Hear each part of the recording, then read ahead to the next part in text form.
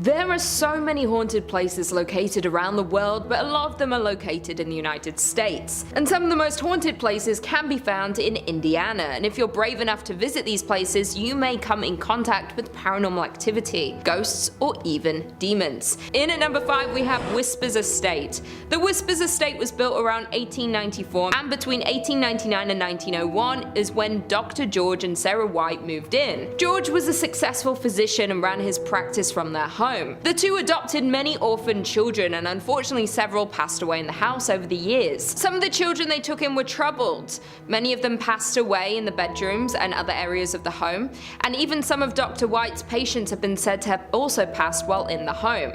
Dr. White practiced in the home for over 25 years, so it's probable but unknown how many over the years had passed in the home. In the early 2000s, the home underwent renovations and a lot of bizarre activity began. Many claim that lights would flicker on and off, footsteps would be heard stomping around on the second floor, and as time went on the activity escalated. To this day, people reserve time to come and experience all this paranormal activity, and are encouraged to write down any experiences they had while in the home, and these accounts are posted to the Whispers Estate's official Facebook page.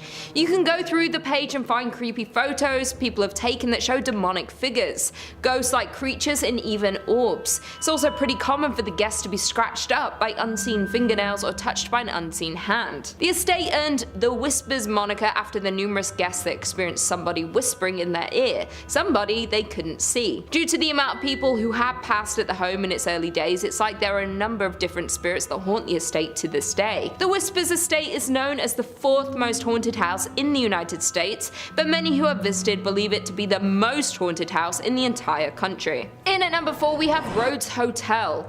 The Rhodes Hotel was established in 1893 and was named after the first owners, Clara and Newton Rhodes. The youngest child in the Rhodes family, Everett, passed in one of the second-story bedrooms after contracting tuberculosis at 18 years old. Soon after their daughter's death, Newton unfortunately died, and it's believed he had died inside of the house. After Newton's passing, Clara turned the house into a dual brothel and speakeasy. It's said that one of the ladies of the night, Sarah, still haunts her bedroom tucked behind the stairs on the second floor. After Clara's death, the family home was opened as a hotel in the late 1800s and was meant to house those flocking to East Central Indiana during the natural gas boom. It's even believed that John Dillinger and Al Capone stopped at the hotel for a stay after hitching a ride on a train to Indiana. Not only did the family pass in their home, but a preacher by the name of Lester Poor supposedly hanged himself in the attic during the time when the home was converted to a hotel. But many believe his death could have been a murder. Due to the hotel's rich history, many locals and visitors have experienced paranormal activity, and everyone in the town knew that many spirits that passed in the building still haunt it to this day. The hotel closed its doors in 1937 and the property remained in the Rhodes family hands but sat empty for more than 30 years. The hotel and its contents were eventually auctioned off and it landed on the National Register of Historic Places, and the hotel saw 3 owners before the Haleys took it over for restoration. The Rhodes Hotel was purchased by Clint and Linda Haley in 1995, and they heard rumors about the haunting of the hotel, but this didn't faze them. They were more worried about the work they'd have to do to restore the home. The Haleys claim that they didn't encounter any paranormal activity, but many find that hard to believe. The hotel was up for sale again in 2017 when a man by the name of Couch took it over for his charity.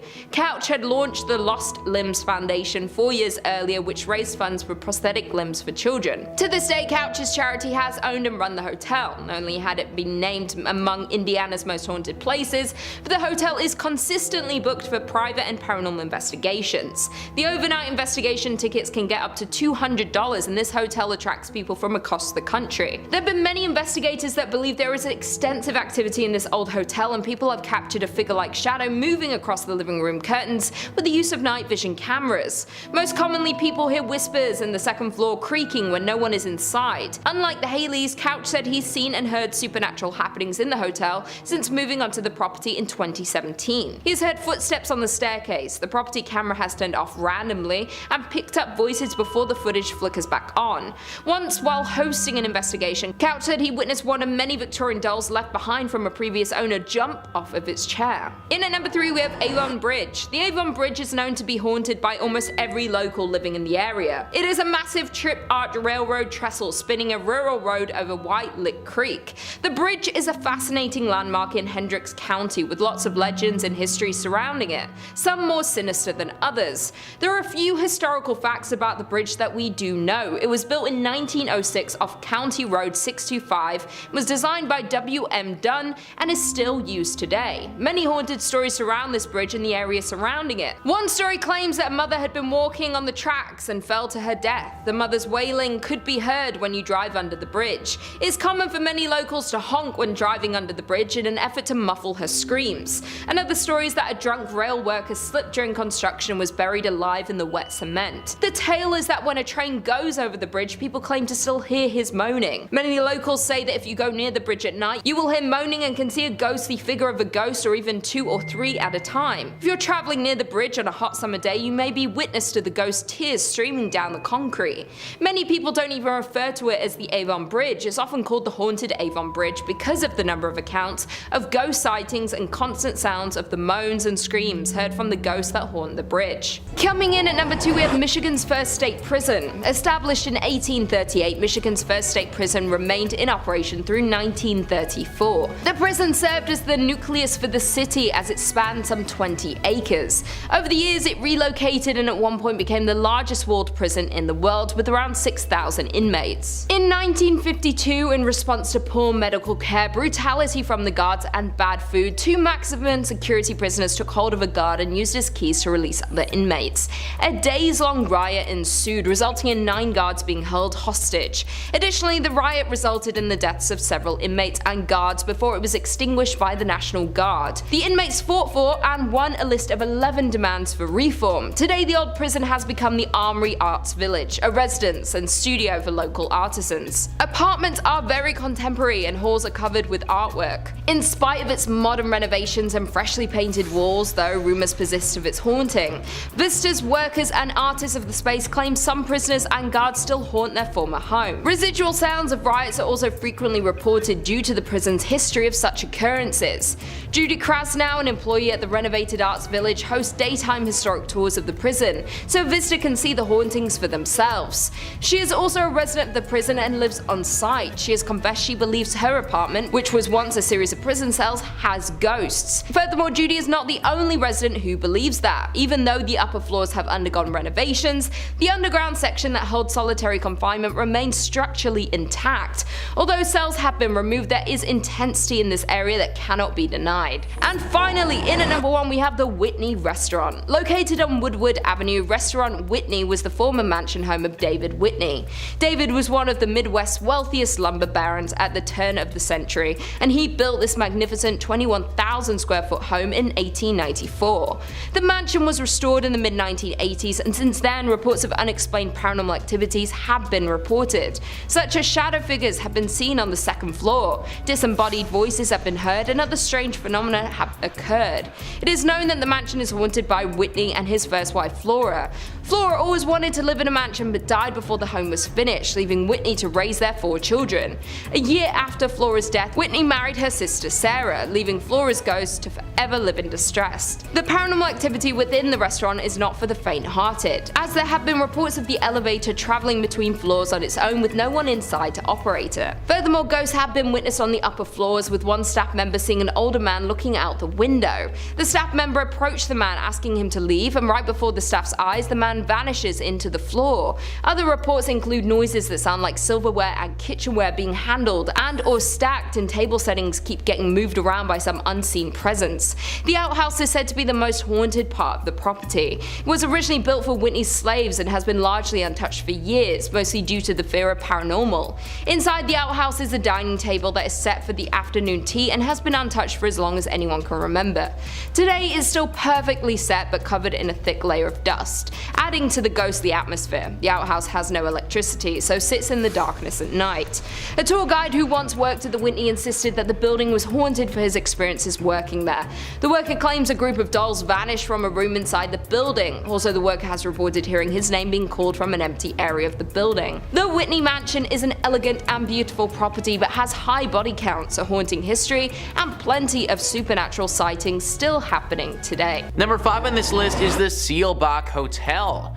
Seelbach Hotel is located in the heart of Louisville and has been there for quite some time. Virginia Travel Tips says, in 1905 the Seelbach Hotel in Louisville opened its doors.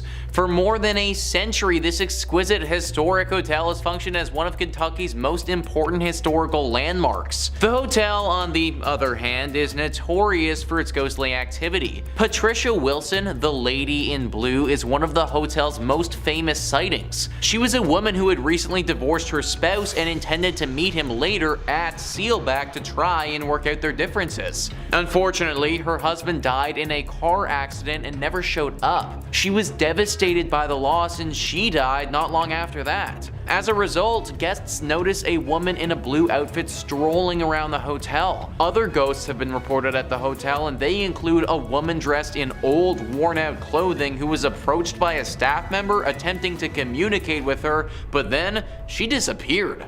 Most of the encounters with this woman have been tame, but there have been some that have gotten quite aggressive. Some teenagers were apparently making fun of her or doing something that they shouldn't have been doing, and she responded by literally clawing and scratching at one of them, leaving horrible marks behind. The victim also said that it felt as if she crawled into his brain and told him horrible secrets about himself that he'll never be able to forget. A hotel like this is supposed to be nice and relaxing, but based on what I've read, I don't know if that's going to be the experience you get at Seelbach. Number 4 on this list is the Talbott Tavern. Really too bad that this place is haunted, because it would have been a pretty nice spot to get a brew if it wasn't. Virginia Travel Tips says, built in 1778, the Talbott Tavern is located in Bardstown, Kentucky. Currently, the Haunted Kentucky Tavern serves as both a restaurant and a 5-room B&B, and it's known for being haunted. A former accountant recalls coming across a man in a long coat strolling across the top floor. He then turned to face her and began laughing uncontrollably. Another famous hotel resident was the Lady in White, who forced a couple to flee the hotel in the middle of the night since she was hovering over them while sleeping. Many workers and visitors to the residence have related accounts such as orbs floating around the rooms, flashes of lights without cameras being seen, objects moving on their own, and doors opening and closing when no one's in the building. I, for one, am not trying to wake up to a ghost just hovering over me, guys. Honestly, it might give me a heart attack and, well, I'd never wake up again. This place is weird because no one really knows why it's as haunted as it is, but there's no doubt that it's teeming with paranormal energy. Pick a different place to go get a drink if you're in Kentucky. Number 3 on this list is the Kentucky State Penitentiary. We always got to include the creepy jail in one of these lists, guys, and this is Kentucky's. Virginia Travel Tips says, the Kentucky State Penitentiary is situated near the Tennessee border on a sharp bend in the Cumberland River. In the 1800s, a maximum security jail was built there. It is a gorgeous place from afar, but up close, it is a death and ghost machine, according to a local author and paranormal investigator. Thousands of men have been executed in the prison's electric chair, known as Old Sparky. During his death row cell inspections in the late 1980s, a guard had a terrible incident where no one stayed. He was greeted by a prisoner who was reading the Bible. When he returned to his office, he asked about the prisoner's meal, only to discover that no one was in that cell. When he returned to the cell, he discovered that it was empty except for a small Bible on the floor. Yeah, kinda weird. More strange occurrences were recorded around the institution, with many reporting seeing a reflection of an inmate who attempted to shock them. Okay, so honestly guys, I want to take this as seriously as possible, but Old Sparky? Like, imagine dying in a thing called Old Sparky. Like, I think it's meant to electrocute people, but why does the killing chair sound so cute? Kinda sounds like something that you name your dog, not a murder weapon. Anyways, Old Sparky has certainly done its job though, and now the place is super haunted. Most of the prisons we talk about on this channel you can go visit if you like, because they're all typically abandoned. That's not the case with this one though.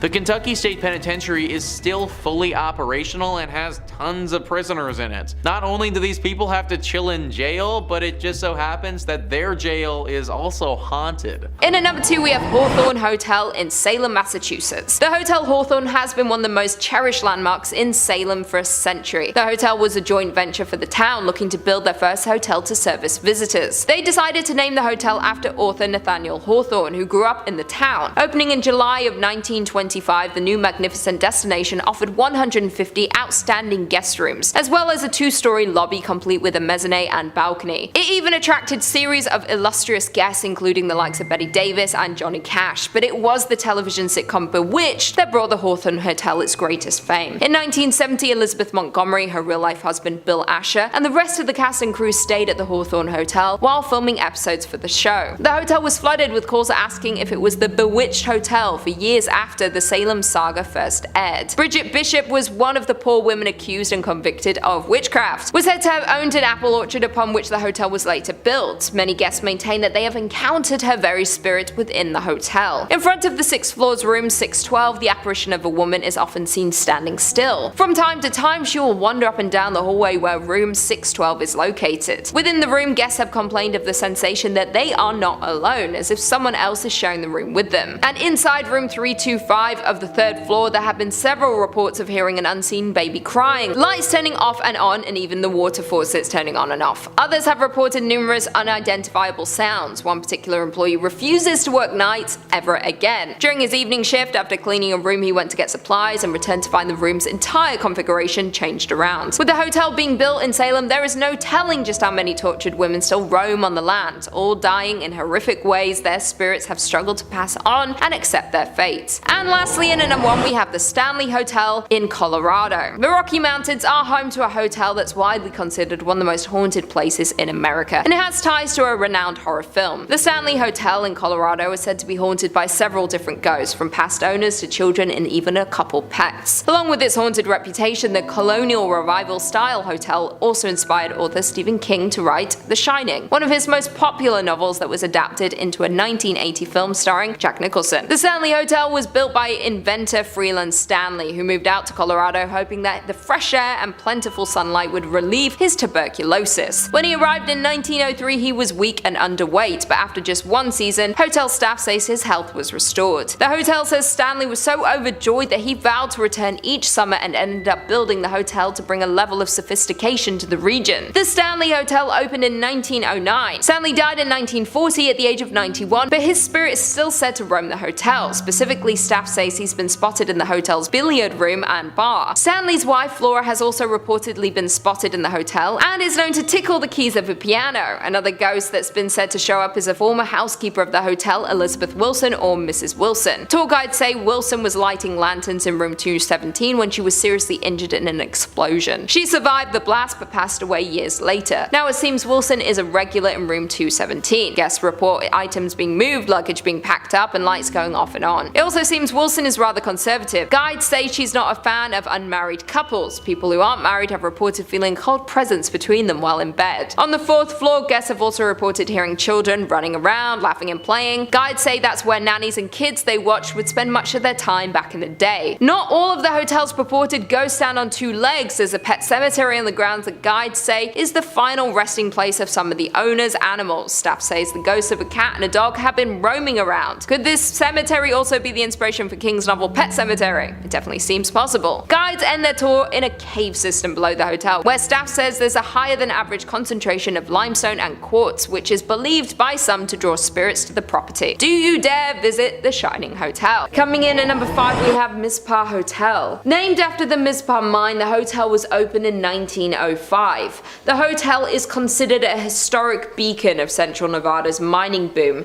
that came and went and left behind a trail of ghost towns, and is located between Las Vegas and Reno in Tonopah, Nevada, which has a population of around 2,000. Due to it being originally opened at the height of Tonopah's silver boom, it hosted celebrities and wealthy investors. The famous celebrities that have been linked to the hotel are Howard Hughes, Jack Dempsey, and Wyatt Earp. Additionally, at the time it was the tallest building in Nevada and was one of the first luxury hotels in the state. At the time that it was built, it was heralded as a sign of Tonopah's prosperity, as it was displayed on newspaper headlines, proudly displayed in the Mizpah during the area. However, over time several accidents and crimes took place on the hotel grounds, making the hotel need to close and reopen several times, most recently in 2011 after being closed and boarded up for 10 years. The hotel is considered haunted and is known for the story of the Lady in Red.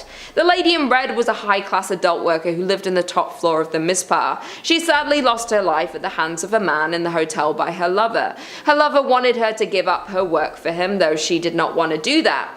Due to the disagreement, she sadly met her fate in the hotel. The room where paranormal activity is most active would be the room where she lost her life, and it's considered the Lady in Red's room. And it is the very room you can now book and stay in on the top floor. There have been reports from guests and staff of the Lady in Red being seen riding the elevator, while other reports of hearing her whisper in the guests and staff ears. Additionally, she is known to leave pearls in the bed of guests that she is fond of. That being said, the Lady in Red is not the only spirit that haunts the hotel, as there is a nameless soldier who died in the hotel, and unfortunately they never were able to be identified. It has been reported that the soldier haunts the 3rd and 4th floors. Guests have also reported of a force tugging at the back of their shirts and unexplained giggling, while others report the inability to sleep because they felt as if someone was standing next to the bed watching them all night. The Mizpah Hotel has been named the most haunted hotel in America, and for a good reason. In at number 4 we have Goldfield Hotel. Located in Goldfield, Nevada, you'll find the Goldfield Hotel. The hotel opened in 1902 and formed a large crowd of visitors and guests in its early years of operation.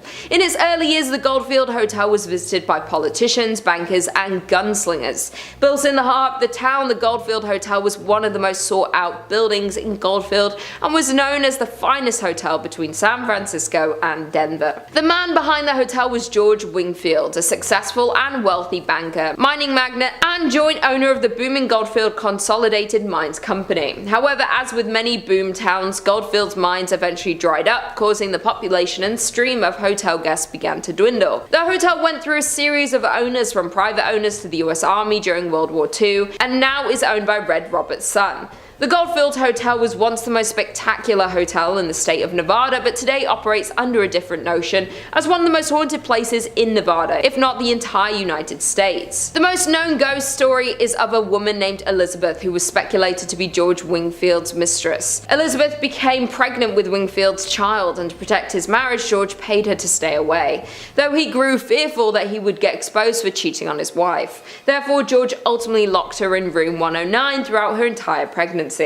Wingfield fed her food and water to keep her alive until the child was born, but then Elizabeth disappeared altogether and was never to be seen again. Many guests touring the Goldfield Hotel have claimed to see Elizabeth's ghost, and some even claim to hear crying, notably calling out for her child. George's ghost is also said to haunt the hotel, with guests reporting to the lingering smell of cigars and ashes being left on the floor. Those aren't the only ghosts that haunt the Goldfield Hotel, as other spirits of those who lost their lives on the grounds of Goldfield have been reported to be seen lurking in the halls and lobby of the old hotel. In at number 2 we have James Allison Mansion. The James Allison Mansion was built for James Allison, and it was a dream home, done in a grand design and style that exhibited James's wealth and importance. James was an important figure in the auto and plane industry, greatly helping in the development of cars and airplanes. He founded the Presto Light Company, which produced the first efficient headlight for early automobiles, and was a founding partner in Carl Fisher's Indianapolis Motor Speedway. He also started Allison Engineering Company, which evolved and transformed into an aircraft engine make known today as the Allison division of Rolls-Royce.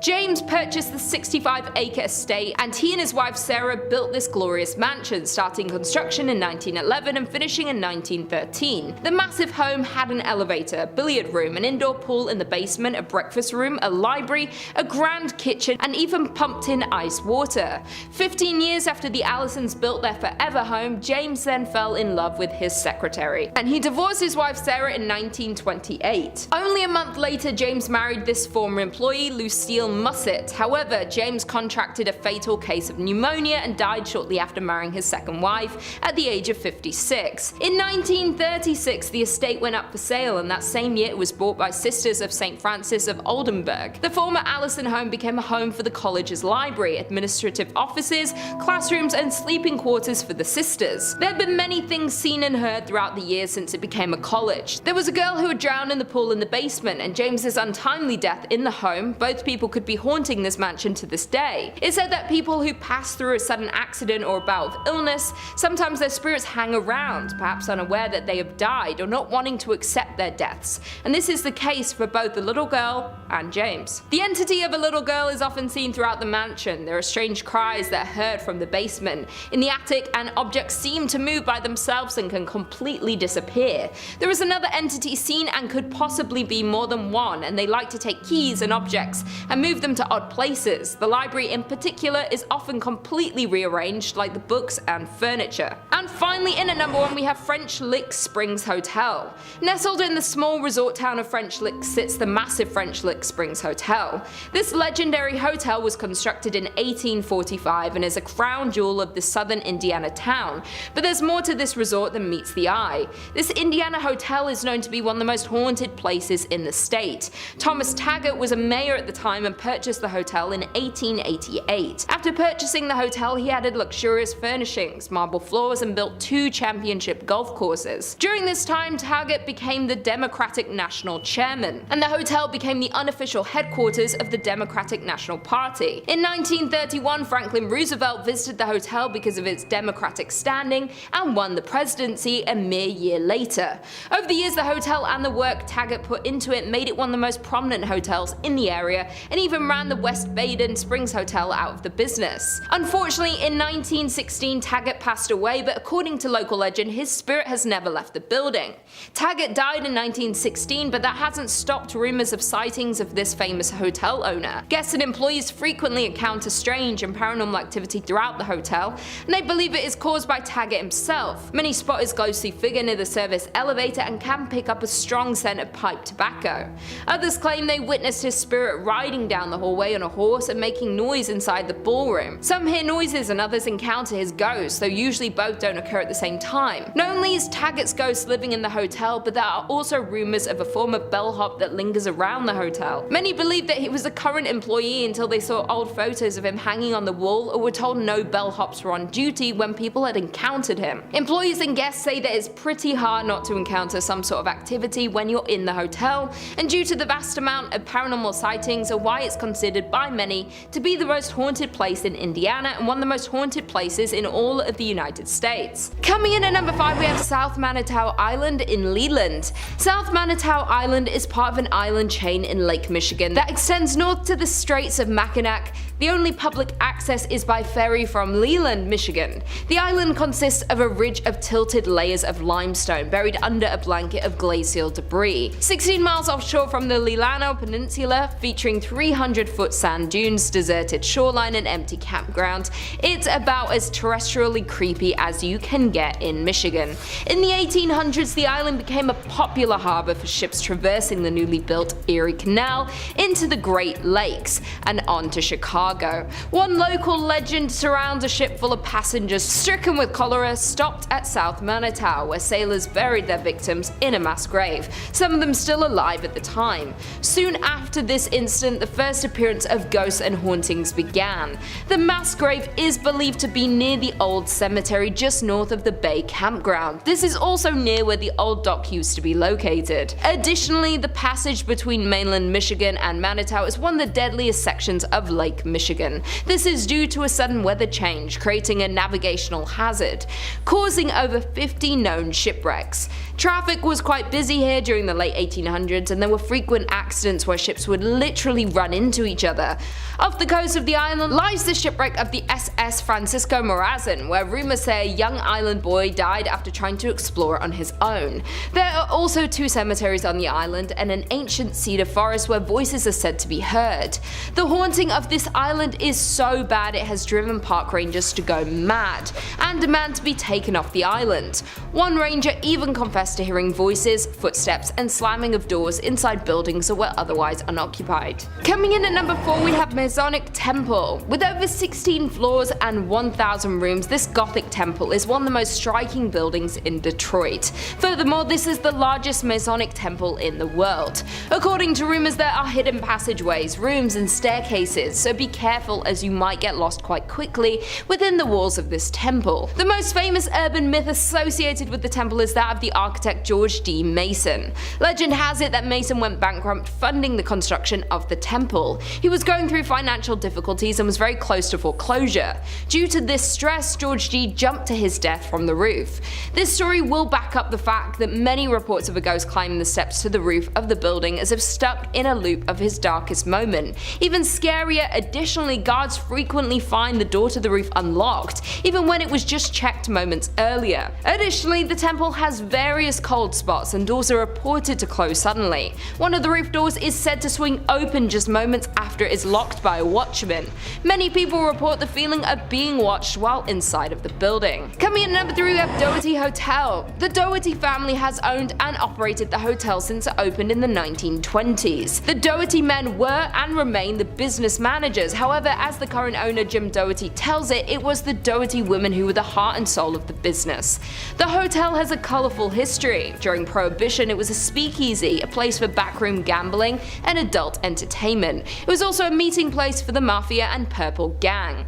Here, they worked out their differences. In 1938, the hotel was the site of one of Michigan's most notorious murders. Isaiah Lebo, former Purple Gang attorney turned Purple Gang businessman, was murdered in the bar. He was shot by his cousin and business partner Jack Livingston and sadly passed away.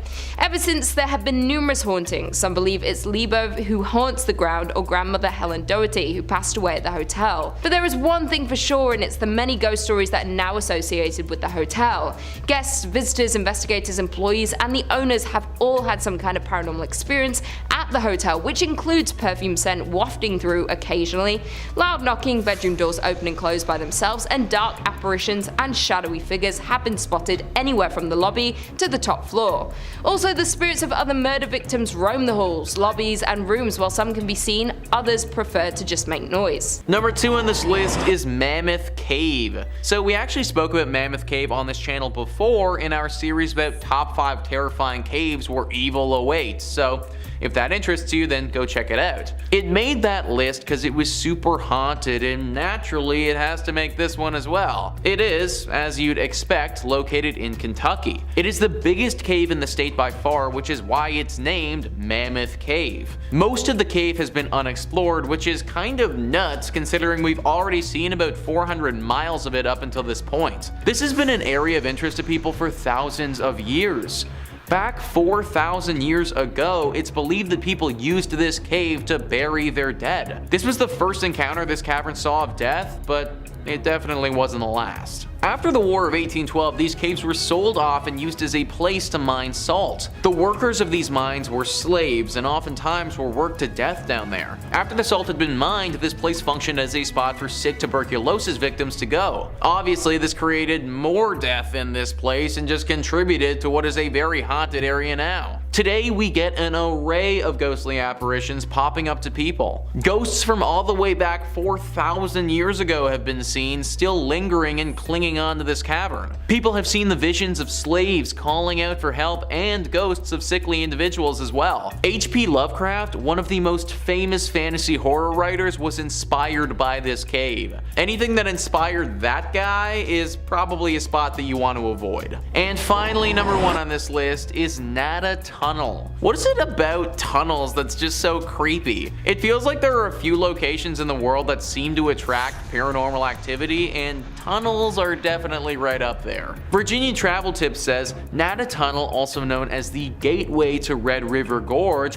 is located in Powell County, Kentucky. Works of a one-lane tunnel on a two-way road began in 1910 and concluded in 1911. Drills and dynamite were used to rip through the limestone rock during construction, and one worker died while attempting to dissolve a stick of frozen dynamite by placing it next to the fire, which, resulted in the dynamite exploding. As a result, the man's spirit is claimed to haunt the Kentucky Tunnel. Others allege that the location is haunted as a result of a climber who died in this region. These incidents are linked to the mythology of a green orb appearing in front of the tunnel. If you plan to enter the tunnel, keep in mind that it only fits one automobile at a time, therefore check for other car headlights before proceeding. This is one of the coolest haunted places in Kentucky for the sake of it being engulfed in nature. So it may look really cool, but the haunted nature of this spot makes me think that it should be avoided. Man, imagine literally getting blown up by a stick of dynamite. Like, that might actually be the worst. Granted, my dude did stick the dynamite literally right next to a fire, so I feel like he might have brought this one on himself a little bit. I'm not really sure how the climber would have died in this tunnel, but you gotta imagine that he screwed up if he was climbing in a tunnel. Either way, the spot is definitely riddled with these spirits, and they manifest themselves as this glowing green orb. Now, there haven't been too many reports of this thing being super dangerous, but it is definitely creepy to say the least. Locals don't really travel down this pathway for fear of the orb and what it could potentially do to them.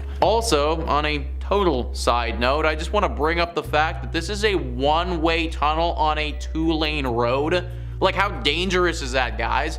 What if it's foggy or something and I can't see all the way down the tunnel to the other car? That is literally the dumbest road design I have ever heard of. Maybe the legend was just created by the locals because they know how dangerous this freaking tunnel is. Regardless of what it is, I recommend staying away. Coming in at number 5, we have the Driskill Hotel in Austin. The Driskill Hotel in Austin is rumored to be alive with the ghosts of the past who reveal themselves to guests of the present. Colonel Jesse Driskill opened the luxurious hotel in 1886. The wealthy cattle baron bought the corner lot of Brazos and 6th Street for $7,500. The Driskill has welcomed high society events and historic political events over the years. In 1934, Lyndon Baines Johnson met his future wife, Lady Bird, at the Driskill. He later used the hotel as his headquarters for the White House press corps. Today, guests say the hotel is haunted by Colonel Driskill's spirit. He was known as an avid cigar smoker, and at times guests report the smell of cigar smoke despite the fact the hotel has been smoke-free for several years. They also say Colonel Driskill has a fascination with lights. It could happen by his portrait or anywhere in the hotel. It's very likely Colonel Driskill is checking in on his property. Among the stories of the Driskill is the legend of Peter Lawless. He was a railroad man who lived at the Driskill for 31 years until his death in 1917. Some say his spirit still haunts the hotel today. Guests and employees have reported seeing Lawless in hotel lobby elevators. He can often be seen walking out of the elevator, checking his railroad watch, nodding to the staff, and then disappearing. The spirit of a little girl is also said to haunt the Driskill Hotel. In 1887, 4-year-old Samantha Houston was chasing a bull when she fell to her death on the grand staircase. She was the daughter of a Texas senator. Guests have heard the unexplained laughter of a little girl and the sound of a bouncing ball in different areas of the hotel. Samantha's father paid for someone to paint her portrait shortly after her death. It now hangs on the 5th floor of the Driskill. Some say she tries to communicate through it. People say once in a while you can catch her giving a smile and her expression will change in the painting. These mysterious happenings are why the Driskill is known as the most haunted hotel in Texas. It attracts guests looking to encounter visitors from the other side. They are playful, mischievous, very quirky sense of humor when it comes to playing little tricks on people. Coming in at number 5, we have La Fonda on the Plaza in Santa Fe, New Mexico. In the historic district of Santa Fe, New Mexico sits the historic La Fonda Hotel. This old hotel has been providing a pillow for weary travelers since 1922. The location itself has been called home to some kind of inn or fonda since Santa Fe's earliest days. When Santa Fe was founded in 1607, records show that an inn on this location was one of the first businesses established in the new settlement. According to local law, court was held in the original Adobe Hotel, as well as executions, when guilty offenders were hanged in the lobby. Over the years, the hotel was destroyed and rebuilt several times over. As more and more pioneers traveled the Santa Fe Trail, the La Fonda became a popular destination for trappers, traders, mountain men, soldiers, politicians, and the like. The gambling hall continued to be a major feature, however, providing entertainment for military officers and the occasional professional gambler. Fortunes were made and lost here, and one unfortunate person lost his life in 1857 at the end of a rope strung up in the hotel's backyard by a lynch mob. 10 years later, in 1867, the John P. Slough, Chief Justice of the Territorial Supreme Court, was fatally shot in the hotel lobby. Slough was in a dispute with Captain Reinerson, a member of the territorial legislature, when he called Reinerson a liar and a thief. More than a century ago, a distraught salesman who lost his company's money in a card game leaped down a deep well that was located just outside the gambling hall of the Exchange Hotel. Most of the history of the hotel is strung together by a string of tragedies. The hotel has seen more than its fair share of violence and anger. Today, the La Fonda Hotel is said to host not only travelers visiting Santa Fe, but also several ghosts. Some people believe that Judge Slough continues to walk its hallways. However, more often reported is the ghost of the distraught salesman who jumped into the well after losing all of his company's money. The hotel's dining room, called the La Plazuela, is situated directly over the old well, and both guests and staff alike have reported the sight of a ghostly figure that walks to the center of the the room, then seemingly jumps into the floor and disappears. In the 1970s, a guest reportedly called the front desk to complain that someone was walking up and down the hallway in front of his room. When an employee was sent to investigate, he saw a tall man in a long black coat disappear into a stairwell. However, when he followed him to the stairs, there was no sign of the mysterious visitor. Today, the Fonda Hotel is a vibrant historic landmark on Santa Fe's downtown plaza, known for its award-winning architecture and decor unique artwork. Guests don't appear to be put off by the spirits that still live there, with some staying there in hopes of encountering a lost spirit. In at number 3, we have Hotel Chelsea in New York City. The Hotel Chelsea has been a formidable presence on the West 23rd Street since the 1880s, taking up a large section of the block between 7th and 8th Avenues. Over the past decades, the hotel has become a shell of its former self, as ownership has changed hands. We've seen its legendary walls enshrouded in scaffolding, and long-time residents leave as the building is transformed into luxury hotels. A list of notable building residents have called the Hotel Chelsea home, from authors like Mark Twain, Dylan Thomas, as well as Arthur C. Clarke, who wrote 2001: A Space Odyssey there. There is no other building in NYC that has been the home, the muse, and the inspiration for multiple generations of artists. Opened in 1884 as an experiment by architect Philip Hubert, Hotel Chelsea was Manhattan's first cooperative building that catered to the personal and professional needs of inhabitants. It was a social experiment of sorts for a mix of the carpenters, electricians, and interior designers who created the place, in addition to a handful of artists, writers, and singers. From its inception, the 12-story building was a haven for creative types, and it didn't take long for the walls of the common spaces, which at time included dining halls, to become decorated with canvases and murals, some of which were created by the esteemed students of the Hudson River School. But Hubert's social experiment quickly went bankrupt and belly up. In 1905, Hotel Chelsea opened its doors to the world, offering luxury accommodations on Manhattan's West 23rd Street. A few decades later, after plenty of wear and tear, management was forced to lower room prices to mirror the condition of the rooms. During its glittering peak, day-to-day life at Hotel Chelsea was far from glamorous. Tenants would gather to smoke and drink in the hallways of the Victorian Gothic building. Drug use was rampant, and someone was always accidentally setting something on fire. The hotel shuttered to visitors in 2011, and after a series of unsuccessful acquisitions, was ultimately purchased 5 years later by a trio of hoteliers: Richard Bourne and Ira Druckier of BD Hotels, and Sean McPherson of Bowery Hotel and Jane Hotel. The new owners are in the midst of doing a thorough renovation of the ailing space, planned to reopen it in 2019 as a glittering luxury destination. With the hotel's long and complicated history full of every type of person, there have been spirits that have been trapped within the walls. Nancy Spungen, girlfriend of Sid Vicious of the Sex Pistols, was found stabbed on October 12, 1978. She was found on the hotel bathroom floor by the staff. She did not survive her attack. Sid was charged with her murder but died before he could be convicted. The next tragedy that is considered to be quite popular when it comes to the Hotel Chelsea is that of poet and writer named Dylan Marley's Thomas. This occurred many years earlier than Nancy's on the 9th day of November in the year 1953. In October of 1953, Mr. Thomas arrived in the state of New York, and according to those around him, he had wealth and medical problems. Many claim that he had suffered from regular blackouts and even suffered from medical conditions associated with his heart. In addition to these issues, he also had to carry an inhaler because of the fact that he suffered from a respiratory condition. He became ill during his stay at the hotel. He passed away 3 days later from pneumonia. However, some people believe he was poisoned. Both Nancy and Dylan, along with other lesser-known ghosts, are known to plague their own rooms within the hotel. Some guests have heard screaming from Nancy's bathroom when staying in the neighboring rooms, or waking up suddenly in the night. Others have heard footsteps from outside the rooms, along with running up and down the halls. Currently, renovations continue as of April 2021, with a plan to reopen by the end of the year. Will you visit once the hotel is reopened? Will the renovations make a difference to the hauntings? Probably not. In at number 3, we have Bobby Spring Ranch.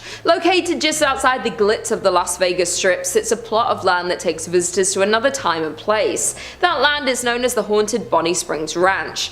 Originally built in 1843, the ranch was used as a stopover for the wagon trains going to California. While in 1958 the ranch was renovated and opened to the public as a tourist attraction with stables, a restaurant, and a petting zoo. Later, a functioning saloon, shops, wax museum, wedding chapel, and replica schoolhouse were added to the ranch. There is not only one ghost that roams the ranch, as it's known there are multiple spirits that reside at the Bobby Springs. But one of Bonnie Spring Ranch's most commonly cited ghosts is that of a little girl. Her spirit is mostly sighted playing in and around the town schoolhouse before suddenly disappearing. The nearby merry-go-round has also been known to turn on its own unexplainably, where many believe it could be the spirit of the little girl playing on the ride. Another active area of Bonnie Springs Ranch for paranormal activity is the Wax Figure Museum. This small tunnel-like maze leads guests through a creepy history display, which literally comes to life for some. Many have claimed to witness these wax figurines move on their own and appear as though they are inhaling breath. The ranch's management even had to allegedly nail the displays down as they were moving out of position so frequently. The final and most evil of Bonnie Springs Ranch's hauntings are found within the Opera House. It is here that a darker, more negative energy is present. The spirit takes the form of a dark shadow figure that follows people through the area and has even been captured in photographs. Disturbing the EVPs have also been caught in this area. In at number 2 we have Nevada's Governor's Mansion. From the outside, the Nevada State Governor's Mansion is a grand 2-story building. While inside on the first floor you'll find the grand entry hall, the reception room and the formal dining room. Though don't let its appearance fool you, as there are spirits haunting its grounds. The Governor's Mansion was completed in 1909 and the Governor Denver S. Dickerson was the first governor to occupy the residence. His daughter June is the first and only child ever born in the Governor's Mansion. The mansion is said to be haunted by June and her mother Una. Since their passing in the mansion, there has continually been paranormal activity reports in the household. The mansion is said to be haunted because former employees at the mansion have reported hearing cold wind blowing from an antique grandfather clock that also swings open periodically without assistance. Former First Lady Sandy Miller's brother-in-law is said to have seen the apparition of a woman in a white gown. The woman is believed to be Una Dickerson, dressed for the mansion's opening in 1909. And finally, in at number 1 we have Silver Queen Hotel. Located in Virginia City, Nevada, the Silver Queen Hotel was constructed in 1876. This makes it the oldest hotel in Virginia City. However, the Silver Queen Hotel is known for much more than just being the oldest hotel in Nevada. The main level of the property features an authentic 1870s saloon with one of the largest single-piece wooden bar counters and bar backs you'll ever see. The Silver Queen is also a popular destination for weddings, as there is a historic chapel on site. Of all of the allegedly haunted places in Nevada, paranormal experts tend to agree that Virginia City, as an entire city, is the most collectively haunted place in Nevada, especially as staff, guests, and countless paranormal investigators are certain that ghosts roam the 138-year-old property. One of the most active spirits that haunt the hotel is Rosie. Rosie was an adult entertainment worker who dealt business in the Silver Queens. Though during the late 1800s in room 11, Rosie lost her life. Her story remains mysterious, but Rosie is said to have never left the Silver Queen, making countless appearances in the decades following her passing. Even though the entire hotel is carpeted, guests have often reported loud steps on a wooden floor, rattling doorknobs, the sound of voices, or even the sight of Rosie herself at the top of a long staircase where she has been spotted lingering. Other visitors report on TripAdvisor and Yelp describing the loud noises at night and an unexplainable sense of eeriness. One guest had a more terrifying encounter in the hotel as they described getting chased down the hallway in the middle of the night by a ghost. Number 5 on this list is Woman Hollering Creek. The Woman Hollering Creek is a very scary and haunted place located very close to San Antonio. It's haunted by a very dangerous ghost of a woman. The legend says that a woman who was in a horrible marriage, one where her husband would sadly abuse her, started to lose her mind. She fell into a deep depression and in the creek that we're looking at, drowned her.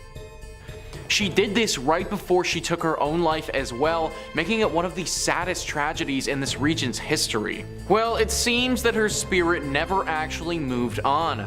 Her ghost is believed to regret what she did and how it all happened and can't find peace. Her regret manifests itself in a very sick and scary way though. She misses her children, and it's believed that if a child is by the bank, she will grab them and bring them down to the bottom of the creek with her to be her friend. Sadly, as you may have guessed, this doesn't go well for whoever was taken. This is why parents warn their children about going near this place without their supervision. It's very likely that this legend is just a tale made up by parents to scare their kids into staying by their side, but considering the potential consequences, I wouldn't want to take the risk.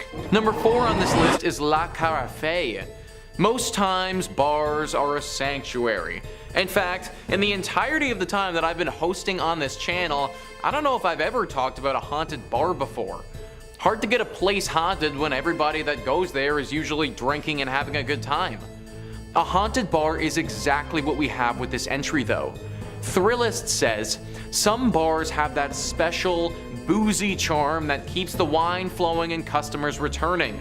For La Carafe, however, their popularity lies within their infamous ghost sightings and architectural ode to the French Quarter. Built in 1847, this bar is said to be the oldest pub in the downtown Market Square district. Every inch of the cozy nook sports an eclectic history, from the numerous black and white photographs on the walls to the tales of important figures such as Sam Houston being a regular guest there. And considering this building's antiquated age, it's no surprise that a couple of phantoms also call this place home.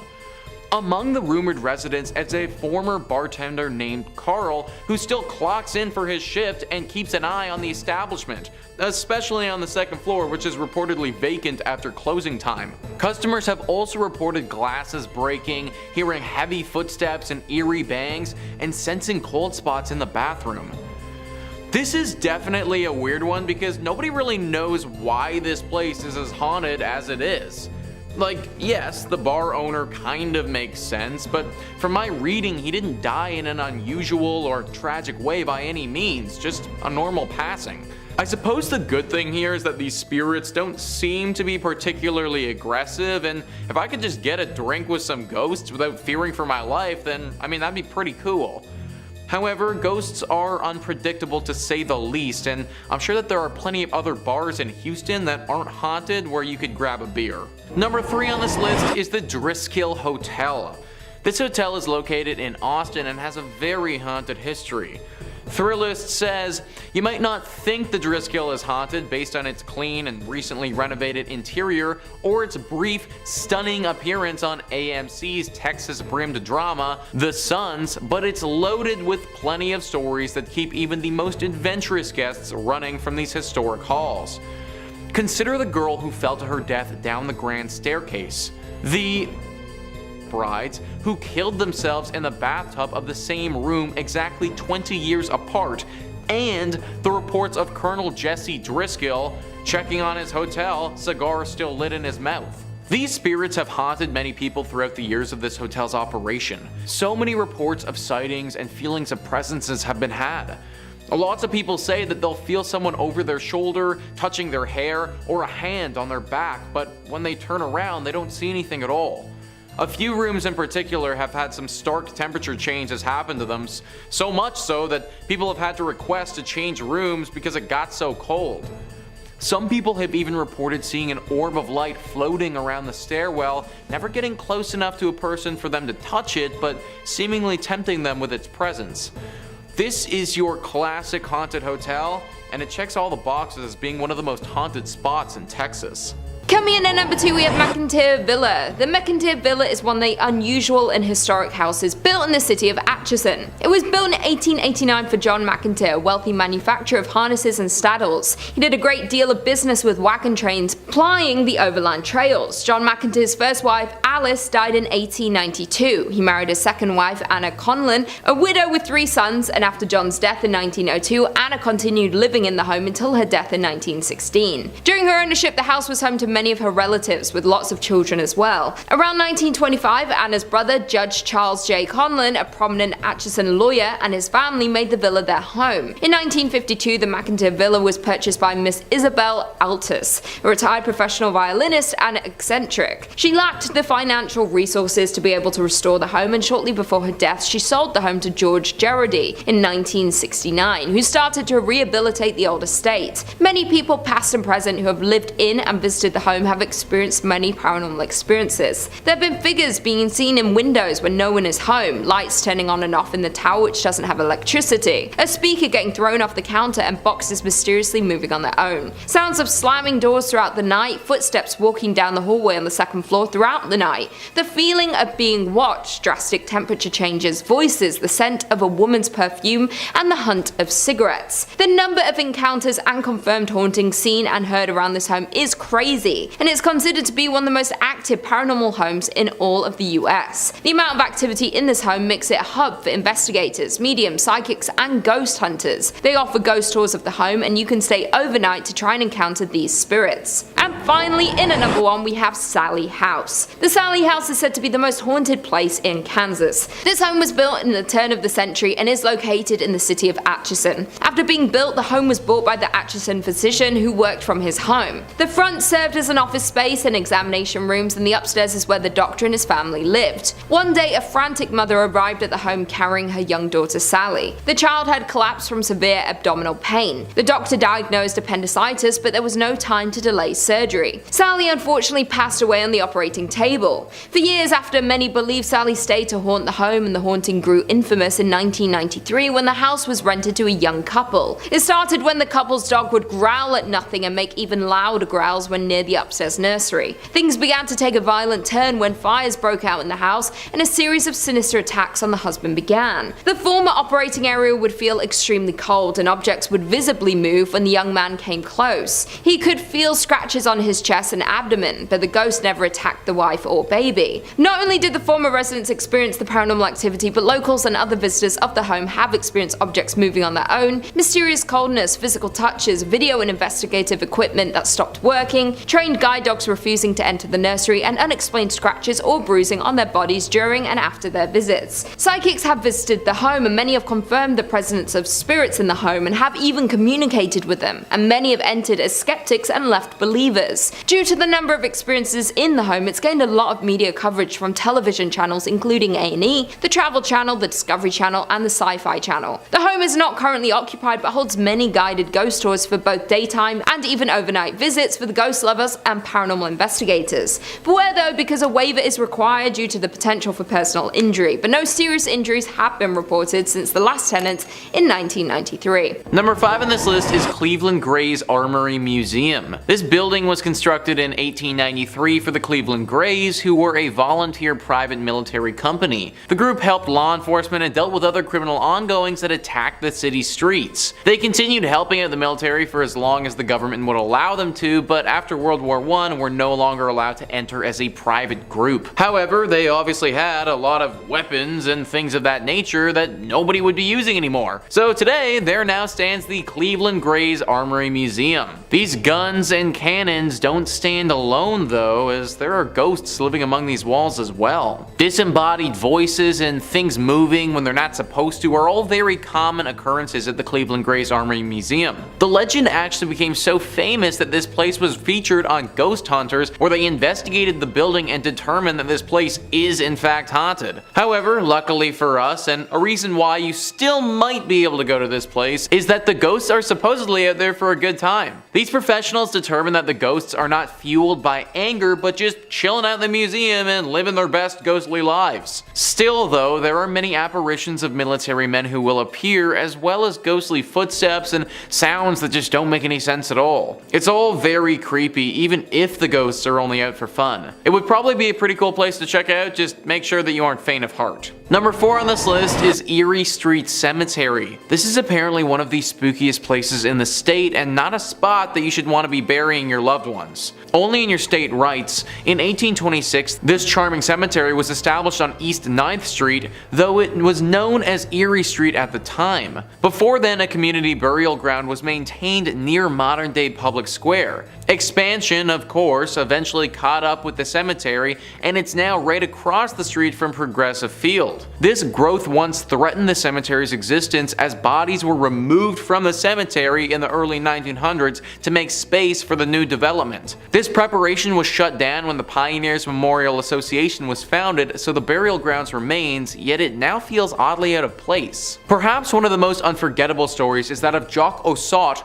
also known as Walking Bear. Jock Ossaut was the proud chief of the Mesquite, a tribe that existed in Iowa. Following the conclusion of the Black Hawk War, Jock Ossaut came out east to hunt. He made the acquaintance of Dan Marble and joined his theater troupe, traveled to England, and even came into the favor of Queen Victoria. However, he fell ill and parted ways with the troupe. Legend maintains that Jock Ossaut was making his way home to his ancestral lands, anticipating his demise, but that he passed in Cleveland before he reached his intended destination. As a result, local myth maintains Jock Ossaut remains eternally restless. His local friends like Dr. Horace Ackley arranged for his burial in Erie Street Cemetery. His dismay at being unable to return home caused him to crack his stone grave marker. This ghost has been spotted so many times and haunts those who pass by here. He's even said to haunt the Cleveland Guardians baseball park, which is just across the street from this cemetery. His ghost is forever restless and just wants to get home, but I'm not sure that he ever will though. Number 3 on this list is South Bass Island Lighthouse. Located in South Bass Island on Lake Erie, this lighthouse and the island it's on is honestly rather beautiful. Super cute and super quaint. It's kind of like the place that you'd want to go for a day trip with your significant other. However, you may not want to take said significant other to the South Bass Lighthouse itself. It housed lighthouse keepers in the late 1800s. The weirdness began back in 1898 with Harry Riley, the lighthouse keeper, and his assistant Sam Anderson. Anderson was a bit of a weirdo. He was said to have captured snakes on the island and then bring them to the basement of the lighthouse where he kept a bunch of them. Anderson apparently lost his mind though during the time that he worked at this place. Apparently there was a small epidemic and he freaked out at the prospect of having to stay in quarantine. Triggering a little bit? It's thought that he took his own life by jumping off of the cliff portion of the island. Then later on, the lighthouse keeper Harry was found hopelessly mad running around the island like a lunatic. It was the 2 stories of these men that launched the legends of a haunting at this lighthouse. People are very scared of the lighthouse as they believe it to be haunted with some sort of demon that will make you go insane. A lovely and quaint little spot, but one that if you spend too much time at will literally have you lose your mind. Not to mention the ghosts of these 2 men have been spotted from time to time running around frantically, looking as if all their wits are totally gone. Number 2 on this list is the AI Engineering Building. Now these days when somebody says AI, you automatically think of artificial intelligence, but that's not actually what this AI stands for. It actually stands for Animal Industries. Texas Highways says, in 1959, Roy Simmons, foreman of the meat locker in Texas A&M University's old Animal Industries building, was performing a bit of a routine butchery on a slab of bacon. As he was cutting toward himself, the knife slipped in his hand, stabbing his leg near the groin. The blade cut open his femoral artery. His assistant, who'd stepped out for a moment, returned to find him bleeding out on the floor. An ambulance was summoned, but in vain. Simmons died before he could be removed from the building.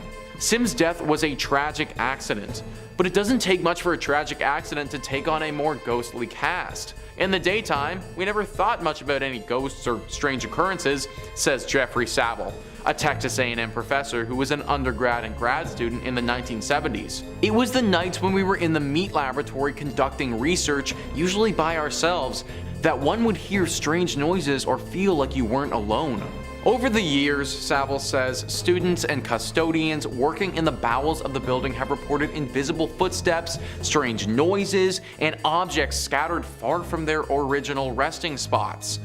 Saville attributes many of the stories to the natural spookiness of an old building and noisy machinery such as the elevator and the refrigeration compressors. A series of renovations of the building have turned the site of Sims' accident into an office space. Whether or not Sims' ghost roams the hallways, Saville says, one thing keeping his memory alive is the lesson offered by his death. It became a precautionary tale each semester as we visited with students about safety and meat cutting. It gets their attention when you tell them that somebody lost their life because of a knife accident. And I imagine it also gets their attention when his literal ghost is haunting them as they try to learn. If you're big into animal industries, then maybe look at some other schooling options before settling in on Texas A&M. And finally, number 1 on this list is Goatman's Bridge. Now this bridge isn't the greatest of all time like the name might suggest. In fact, it's probably one of the worst bridges of all time based on how freaking haunted it is. It was built back in 1884 and initially was used as a very popular spot to move cattle across. Over the years, a tragedy struck this bridge that has it being haunted by a dark and demonic spirit. It's a sad story where a colored goat farmer was murdered by some Klansmen on this bridge many years ago. It's believed that the demonic spirit that haunts this place now is that of this goat farmer who was horribly wronged back then. Locals around this area do not go over this bridge at nighttime unless they really have to. So many sightings have happened over the years where people will go over the bridge and be met on the other side by said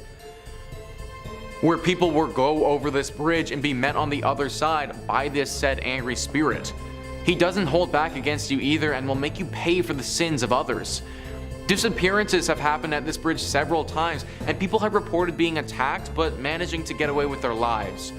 If it's nighttime, then do not go anywhere close to this bridge because it may actually be the last thing that you ever do.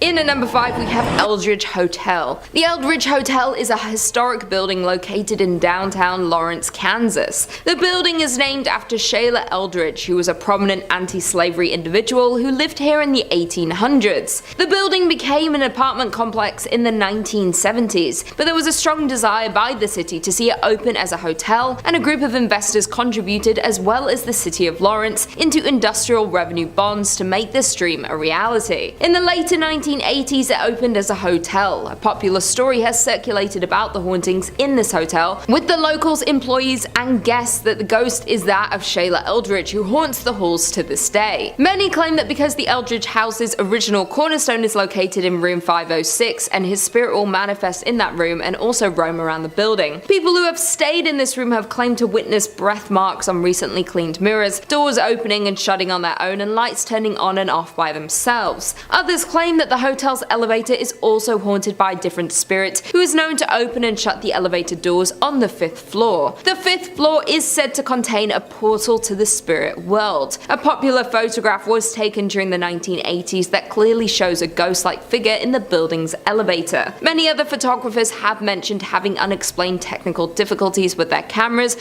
when near the elevator. The story of the hotel and the hauntings of Eldridge was the inspiration for the movie The Demon's Shadow, and the hotel was featured in the series My Ghost Story and has been depicted in many writings. Many believe the rich history has resulted in the amount of paranormal activity. In at number 4, Midland Railroad Hotel. The Midland Railroad Hotel is known for serving the largest steak around, and if you can finish all of it, you get it for free. But it has a sinister, haunting history. It was first a popular train stop in the 1890s, then known for being the location for the movie Paper Moon, where many scenes were filmed at this hotel in 1973. Since then, it's gone through fires, the Great Depression, and plenty of renovations. It is now owned by the Wilson Foundation, has been back in business since 2003, and is listed on the National Register of Historic Places. Not only is this hotel known for these interesting things, it's most known now for the paranormal activity that lurks around the hotel. The most famous ghost is that of an orphan girl that haunts the 3rd floor, who knocks on doors, runs through the hallways, and even jumps on your bed, leaving little footprints. A ghost hunting team has experienced this spirit and have recorded sounds of the little girl. Another 3rd floor room is where a sheriff was said to have been lynched, and sometimes the door is unable to be unlocked even by the master key. Ghostly figures have been seen at the top of the stairs, and things in the kitchen have flown distances suddenly without being touched by anyone. There are also many ghostly figures that are seen on the staircases, and have left many to believe that the fire that took many lives back in 1902 are the results of some of these paranormal presences. The owner of the Midland Railroad Hotel, Melinda Merrill, says that there's not one employee who hasn't seen or felt something, and you can definitely feel a presence when you enter the hotel. In at number 3 we have Hotel Josephine. The Hotel Josephine is considered by many to be the most haunted hotel in Kansas. It was built in 1890, located in the city of Hawthorne, and is the oldest consecutive operating hotel west of the Mississippi River. The history of the hotel is rich but also very haunted. The hotel was built by A.D. Walker and was named after his daughter Josephine. When it was built, she was only 4 months old, and she attended the local elementary school and graduated Kansas University. Her graduation photo is hung in the front parlor, above the antique piano, and according to the current hotel manager, Tracer Fox, her spirit is just one that is wandering the hotel. Tracer Fox has expressed his belief in the spirits when he first stayed at the hotel. He was woken up suddenly at 3:30 a.m. and his bed was moving. He figured there was an earthquake, but when nothing in the news confirmed it, he knew it was a spirit. His mother came and stayed in a room across from him and experienced the exact same thing he did with no explanation for it. They had been skeptics before these happenings, but they are both now firm believers. Other guests staying at the hotel have similar stories, as well as experiencing hearing strange sounds, laughter, footsteps, and seeing shadows. It has been expressed that spirits can be found on each floor. One of the most haunted rooms in the hotel is the Buffalo Room, where shadows are often seen and photographed in the mirrors around the room, as well as the Carrie Nation Room. According to historical documents, a woman hanged herself in the bathroom of that room, and many guests staying there have come out of the room clutching their necks and having a hard time breathing. The hotel has brought several famous guests over the years, including former US President Grover Cleveland, who stayed there in between his 2 terms as president, along with Carrie Nation, Robert Louis Stevenson, Charles Curtis, Kirstie Alley, John Sullivan, Sam Rayburn, and Harry Langdon. Due to the amount of paranormal activity and active spirits in this hotel, the hotel hosts several paranormal and haunted events throughout the year, and many ghost hunters come to Houlton to check out the more than century-old hotel. It's also been featured in many television shows including Ghost Tours of Kansas and Haunted Rooms America. Number 2 on this list is Edwin Shaw Hospital. Edwin Shaw Hospital has truly seen it all, and it's no wonder that it's deeply haunted today. It initially opened in 1915 as a hospital specifically for tuberculosis. Then a few years later, a side wing opened up to care for pediatric patients. Needless to say, during these periods there was a lot of death that took place. Then in 1947, things changed drastically and became a place for abandoned children, those who lost their parents, or those who suffered. For the next few years of this place's operation, there were a decent amount of scandals that took place. Tons of reports of mistreatment of these children, with some patients even taking their own lives during this time. Eventually this became a psychiatric hospital as well, and as you can probably imagine, it saw its fair share of human rights violations and scary things. Now, this place is no more, it's completely demolished, but the area is still deeply haunted. Ohio Exploration went prior to its demolition in 2017 and saw its haunted nature firsthand. They write, "Of course, with such a rich and diverse history, it is no surprise that Edwin Shaw was said to be haunted. The spirits of not only the tuberculosis victims, there are 246 buried in the hospital cemetery, but also of those children who took their own lives and those who fell victim to ill fates were said to haunt the hospital and its grounds. Doors opened and closed by themselves, and sounds of spectral footsteps were often heard in the halls. The sounds of a meal being served in the mess hall were heard quite frequently, but upon inspection, the hall was completely empty. Ghostly humming and other odd sounds were heard in Sunshine Village, where the bulk of the paranormal activity was said to take place. Be very careful, guys, of this place in Ohio." Number 1 on this list is Moonville Tunnel. Moonville Tunnel is a deeply haunted tunnel in Ohio that locals are perpetually afraid of. Jim Reed says, according to local legend, the ghost is that of a railroad worker who was crushed by an oncoming train in the spring of 1859. The newspaper article from the MacArthur Democrat dated March 31st, 1859 reads, "A brakesman was fatally injured when the wheels passing over and grinding to a shapeless mass the greater part of one of his legs." Talk about graphic. Most who claim to have sighted the ghost at Moonville Tunnel say that he carries a lantern and is sometimes seen as a hovering orb of light. At least 4 other people were reported to have been killed at Moonville Tunnel as well, although the details, they kind of vary. Some legends claim that Moonville was struck by a plague and quarantine, and that the ghosts are of those killed by the epidemic. Others state that the ghost is that of a pregnant woman struck by a train, and still others claim that it was an 8-foot tall man who was struck. However, none of these legends are quite as popular as the initial one. This tunnel appears on tons of the most haunted Ohio lists, and it even has a pretty massive section on Wikipedia dedicated to how haunted it is. That can't be said for most other places, and just kind of leads to the legitimacy of these ghosts. On the Wikipedia page, there are also extensive stories about the Lavender Lady, the Engineer, and the Bully, who were all apparently characters that died due to this train many years ago. As Jim Reed mentioned earlier though, these are lesser legends, but still could have actually happened. Whatever or whoever is truly haunting this tunnel, it's clear that it probably isn't safe for us to be exploring. Avoid the Moonville Tunnel at all costs. Unless you're in a train, in that case, because considering how our ghosts became ghosts, you might actually be safe. Number 5 on this list is the Carolina Inn. This inn has actually been voted one of the most haunted in America by a few different lists. The University of North Carolina says the Carolina Inn was built in 1924 and quickly became a popular hotel for visitors and graduates of the university. In 1948, the Carolina Inn's most long-lasting guests checked in and apparently never left. Dr. William Jacox was a fun-loving man with a witty sense of humor, had recently retired from practicing medicine, and decided to make the Carolina Inn his final home. He lived in room 252 for 17 years before his death in 1965. As shared by the Carolina Inn, guests that have stayed in Jacox's old room report being inexplicably locked out of the suite. One time, the lock was so stubborn that a workman had to use a ladder to break into the room. Visitors have also noticed strange occurrences such as messy bath mats and previously closed curtains being pulled wide open. Some have encountered the smell of freshly cut flowers despite none being in the room and felt their bodies become strangely cold for no apparent reason. This is only part of the stuff that goes down at this room as well, guys. Some people have reported seeing a poorly dressed man approach them looking for an unlocked door, and then if they show it to him, he runs away screaming. It's thought that this is the ghost of Dr. William Jacaux. I don't know why unlocked doors scare this dude so much, but anyone who's gonna spend 17 years in this hotel is probably a bit of a weird dude. Unless you want to deal with a crazy old doctor ghost messing with you all vacation, I'd stay at a different inn. Number 4 on this list is the New Hanover County Library. I don't know why, guys, but something about haunted libraries is just so intriguing to me. Like, it just seems so mystical and mysterious, I guess. This haunted library is located right in Wilmington. There is a woman that haunts this place who's believed to be a patron. Apparently, she used to donate quite generously to this library and in death doesn't want to leave it behind. She isn't the only ghost that walks the halls here and haunts the books. There's a male poltergeist who makes his presence quite known as well.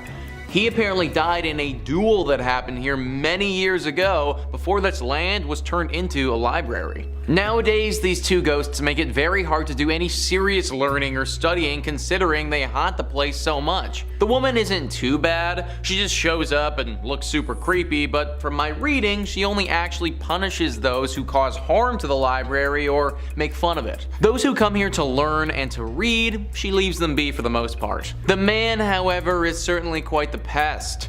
He often messes with those that come here and makes it very difficult for people to accomplish anything. I love libraries, I think that we should all go to them more often, but maybe just not this one specifically. Number 3 on this list is Fort Fisher. Fort Fisher was a critical fort during the American Civil War.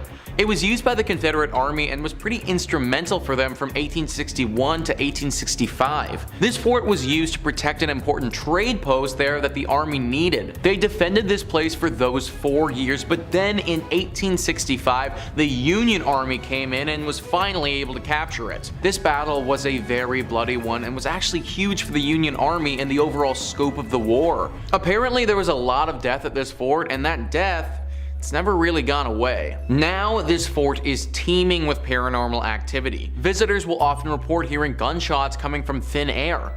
The sounds of many footsteps all running at once as if people were charging ahead. Orbs of energy appear in front of them from no apparent source. There are 2 very famous ghosts that haunt this place as well, Robert E. Harrell and General William Whitling. Robert was apparently an outcast who died under mysterious circumstances and has not been able to rest since. The general was actually taken prisoner and killed at Fort Columbus, but he returned to this place because he feels regret for how he failed in life. He was apparently responsible for defending this place and was not capable of doing so. A very haunted fort that I wouldn't recommend going to. Number 2 on this list is West Virginia Penitentiary. Would this really be a most haunted place list if we didn't throw a prison on here? Paranormal activity usually favors places that have seen a lot of tragedies and sadness, and this penitentiary has definitely had its fair share. This prison opened up in the 1860s and was active for 119 years before finally being shut down. In that time, it saw over 100 executions, countless riots where people were either severely injured or died,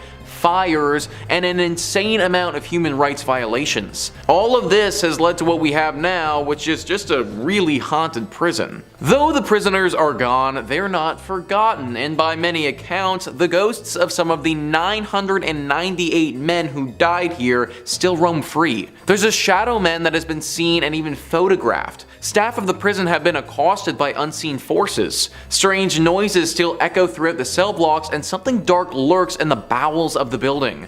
That was a small passage from Moundsville Haunted History who are familiar with the prison. 998 men though. That's how many different individuals are thought to potentially haunt this place. That's literally a full-on ghost army right there, guys. This place must have been horrible if that many people's souls are left wandering around this space. If I was the owner of this spot, I'd do those 998 people a favor and just knock this place to the ground. Maybe then these ghosts can finally rest. And finally, number 1 on this list is Point Pleasant. This has got to be the top spot on our list just considering the amount of lore surrounding the creature here. The Mothman. If you're watching videos on this channel, then I imagine you're already probably familiar with what this creature is, but for those who aren't, the Mothman is a humanoid creature reportedly seen in the Point Pleasant area from November 15th, 1966 to December 15th, 1967. Shayla Klein says, according to legend, Mothman is a black 10-foot creature with wings and red eyes.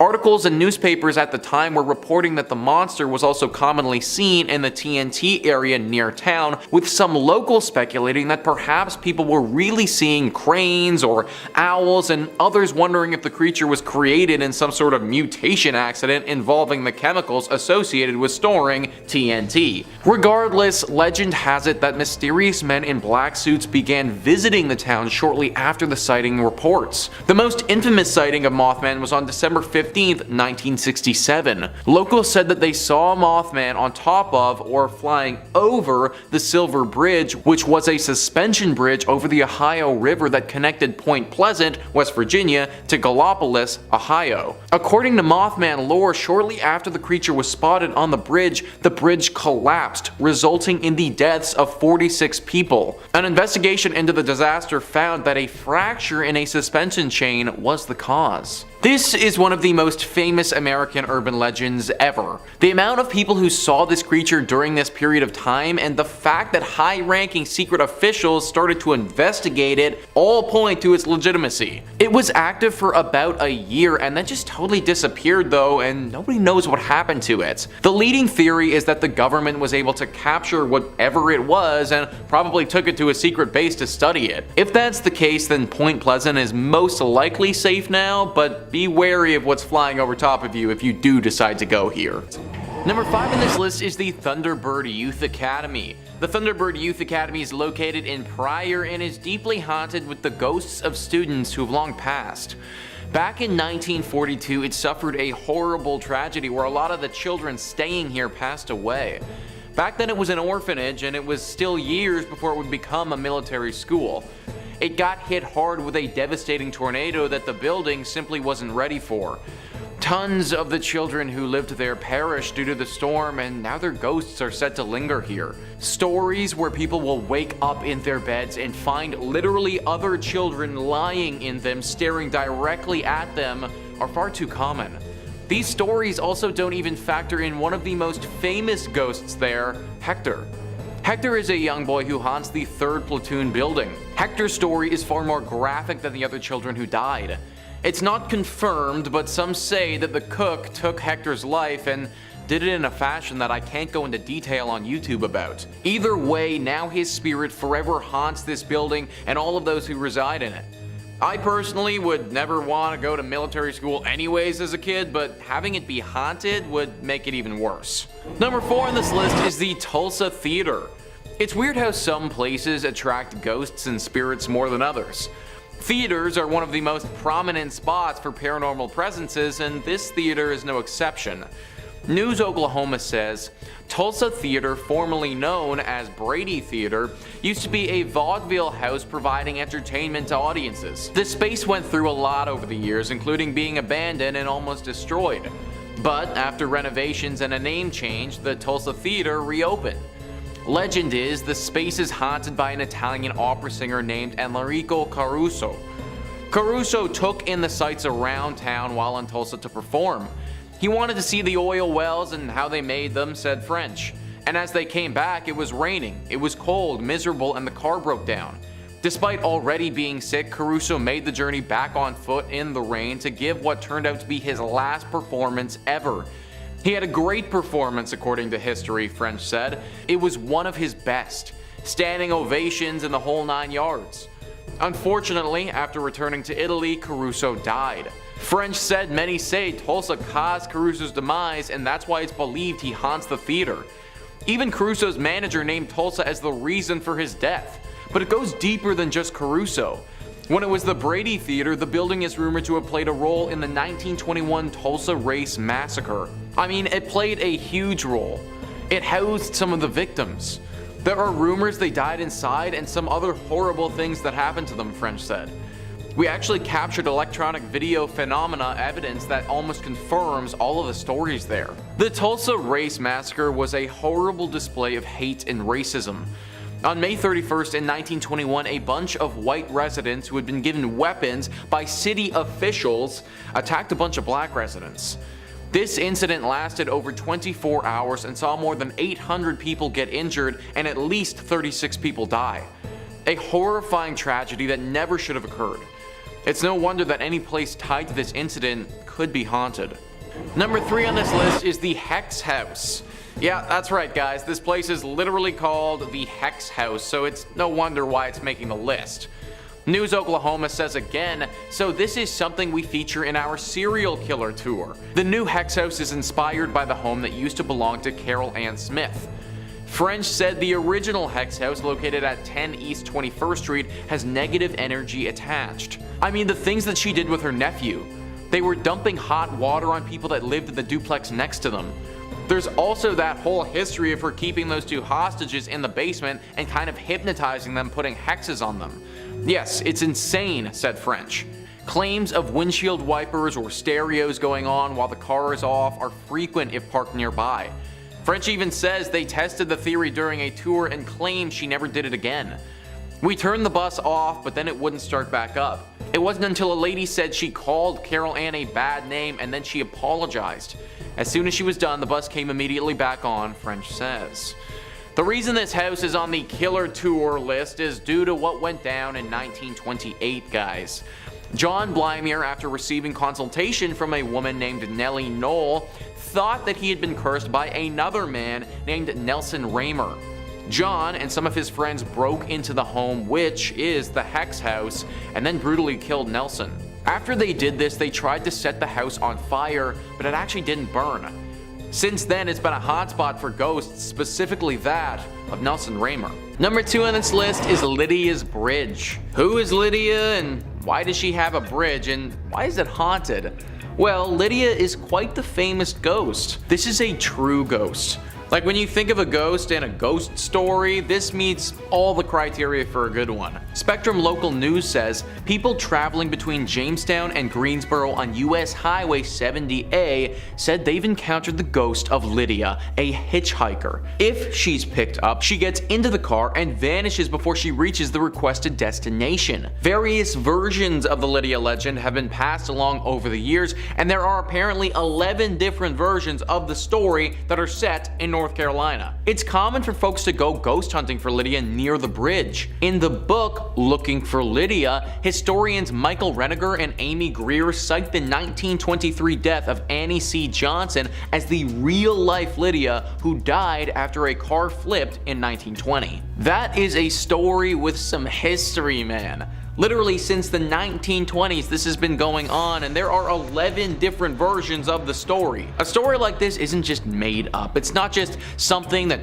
one person posted on Creepypasta that became a thing. No, this has been part of the identity of North Carolina for a century. Countless people have picked up this woman and then had her disappear right before their very eyes. Car accidents have happened from people driving this woman and then getting so shocked that they spin off the road when she disappears. Lydia, or Annie, is a real ghost who stalks drivers along this road and especially this bridge. Although she isn't inherently evil in nature, as I said before, accidents have happened when people realize they were just driving a ghost around. I have no idea where Lydia is trying to get to, but trust me, you probably don't want to be the person to take her there. And finally, number 1 on this list is the Devil's Tramping Grounds. This is in reference to a very strange patch of soil in North Carolina. For decades, this circle of dirt has allowed nothing to grow on it at all, whilst the area surrounding it is home to luscious wildlife. The Sun Journal says regional legend maintains that Satan frequents the area on his nightly walks,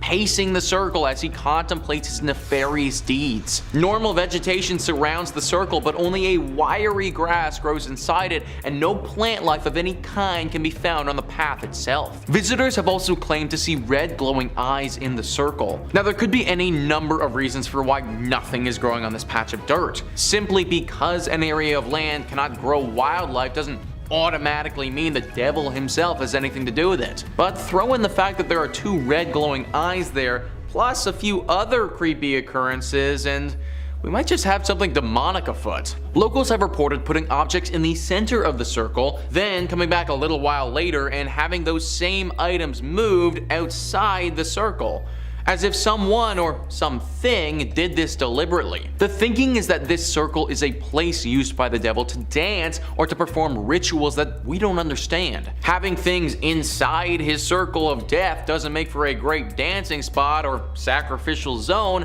so those things need to get moved. That's why we see the red eyes in the night and there's an overwhelming sensation of dread in the area. It's the devil doing his devilish things. A daring reporter actually decided to test this theory one evening and slept in the exact spot in a tent. He said that the entire evening he heard the distinct sounds of dancing footprints outside his tent, but couldn't spot anything when he looked out. My dude literally could have been like 1 foot away from the actual devil. No idea how he managed to make it through the entire night, but honestly, solid respect. Either way, this guy's story is an exception, not the norm. I'd avoid this place at all costs, cause if you don't, the devil might actually make you pay for it. In at number 5 we have the King Opera House. The King Opera House in Van Buren was built in the late 19th century, but didn't get famous from the shows it hosted or its beautiful interior, but instead the Opera House is noted for its connection to a murder, and there are rumors that it is haunted by the murdered actor. It all began with actor Charles Tolson, who was the owner of the Tolson Stock Company, which was a traveling acting troupe. The troupe had just finished a week of performances at the King Opera House in September 1903, and they were headed out of town to go to another performance. They headed to the train station, and when Tolson made his way to the ticket window, someone called out his name. Dr. William Parman, a well-known local doctor, emerged and shot Tolson with his revolver. Tolson was shot in the hip and the chest, and he was taken to the Fort Smith Hospital. But it was too late, and he died from his injuries. Dr. Parchman's motive for the incident was that he believed his 17-year-old daughter was in love with Tolson, was planning on running away with him, even though Tolson was married and his wife was a member of the acting troupe. Tolson knew Dr. Parchman and his daughter Allie, but there was no proof that he had any intention of eloping with the girl. Parchman was acting based on the information given to him by a vinegar salesman who may have had an interest in the young girl. Parchman was found not guilty of the murder despite there being multiple witnesses. Interestingly, both Allie and the vinegar salesman left town and were not present for the trial. It's said that Tolson's ghost haunts the King Opera House, which was the location of his last performance. Today, the Opera House is a contributing property to the Van Buren Historic District, listed on the National Register of Historic Places. It isn't currently open to the public, but is available to be rented out. In at number 4 we have Toltec Mounds. The Toltec Mounds is a famous historical site in Arkansas and is a National Historic Landmark, one of 4 in the Arkansas State Park system, and this park is the largest and most complex mound site in the state. Arkansas was once the home of a group of people referred to as the Plum Bayou culture by archaeologists and historians. Their existence in the area is a bit of a mystery. These people were not related to the Toltec tribes from Mexico, despite the site's name. The Plum Bayou culture also cannot be traced to any other group of people living in the area when the tribe was active. A total of 18 mounds have been identified in the area, all built between 650 and 1050 AD. One mound stands 49 feet high and another at 39 feet, with many smaller mounds surrounding it. The site was abandoned around 1050 AD and no remnants of the residents exist outside of the Toltec Mounds. Today the site is still an active archaeological site in the home of Toltec Mounds Archaeological State Park. As for hauntings at the site, if an entire culture disappearing without a trace isn't creepy enough, many visitors to the site have reported the appearance of lights or orbs near the mounds, seeing ghosts and hearing footsteps around the site at night. Many of these findings have been caught on camera and video, and so many paranormal investigators, ghost hunters, and haunting enthusiasts have confirmed there is activity in the area. Whether it's from the Lost Society or not, we may never know. The mounds are open daily for visitors, with tours available to learn more about the history and hauntings in the area. In at number 3 we have the Allen House. The Allen House was built back in 1905 and was named after the original owner, Joe Lee Allen, where he lived in the home with his family for many years. Although Joe died in 1917, his wife Caddy stayed in the home with the 3 children Laddle, Lonnie, Lee, and Lewis. Sadly, Laddle took his own life in one of the bedrooms by drinking potassium cyanide, and it was unknown for many years for why she did it. After her death, her mother Caddy Allen kept the room completely closed off from the rest of the house. When Caddy passed in 1954, the property was split into rental apartments, and soon after renters moved in, they reported hearing footsteps and moans from the bedroom where Laddle died. In 1985, new owners bought the house and opened the bedroom, and it still contained the bottle of cyanide in a closet. The house changed owners twice, and in 2007, Mark and Rebecca Spencer purchased the Allen House and had a complete paranormal investigation done in 2008 because of the endless unexplainable instances. The investigators recorded over 40 voice phenomena and had their own paranormal experiences throughout their investigation. On August 22, 2009, Laddell's love letters were discovered in the attic floor. Over 90 letters detail her 1948 love affair, which ended with her taking her own life on Christmas night. After the owner Mark had experienced endless amounts of paranormal activity and discovering Laddell's love letters, he wrote a book called A Haunted Love Story. Nowadays, the home can be booked for tours explaining the history and the paranormal activity that goes on in the Allen house. During the Halloween season, it's open to the public from 6 to 11 p.m. for tours and paranormal investigators, and ghost lovers flock to hopefully experience Laddell's ghost that haunts the house to this day. Number 2 on this list is the Gore Orphanage. Anything that is named the Gore Orphanage is bound to be haunted, and this is no exception. News 5 Cleveland says it's claimed to be one of the most haunted places in Ohio. Located in the countryside of Vermilion, a fire engulfed an old orphanage, burning dozens of people alive, according to long-told tales. For over a century, visitors to the Gore Orphanage have reported strange experiences of glowing lights, chilling cries, and apparitions. Light of Hope was the actual name of the orphanage and was established by Johann Sprunger and his wife Katrina. They moved to the Vermilion area after their 2 former businesses in Indiana also caught fire. Throughout the years, children told stories of abuse, neglect, and slave labor conditions. In 1909, an investigation was conducted, but because the state had no laws or regulations pertaining to orphanages, nothing could formally be done to prosecute the couple. While there's no proof that any deaths actually did occur, there's still little doubt about its reputation for being one of the most haunted areas in Ohio. So not only did this place suffer a horrible tragedy where several people passed away during a massive blaze, but prior to that even happening, there seemed to be so many human rights violations going on. I have no idea how back in the day the state wouldn't have had any laws pertaining to orphanages, but it just shows how back then these operations and children were so neglected. Because of all this tragedy and just general sadness, we have what stands today, a horribly haunted, abandoned old orphanage. Now this is on the list of places not to go, and that's because it is actually very dangerous to do so. The ghosts here are upset, and interacting with them will be a huge strain on your mind.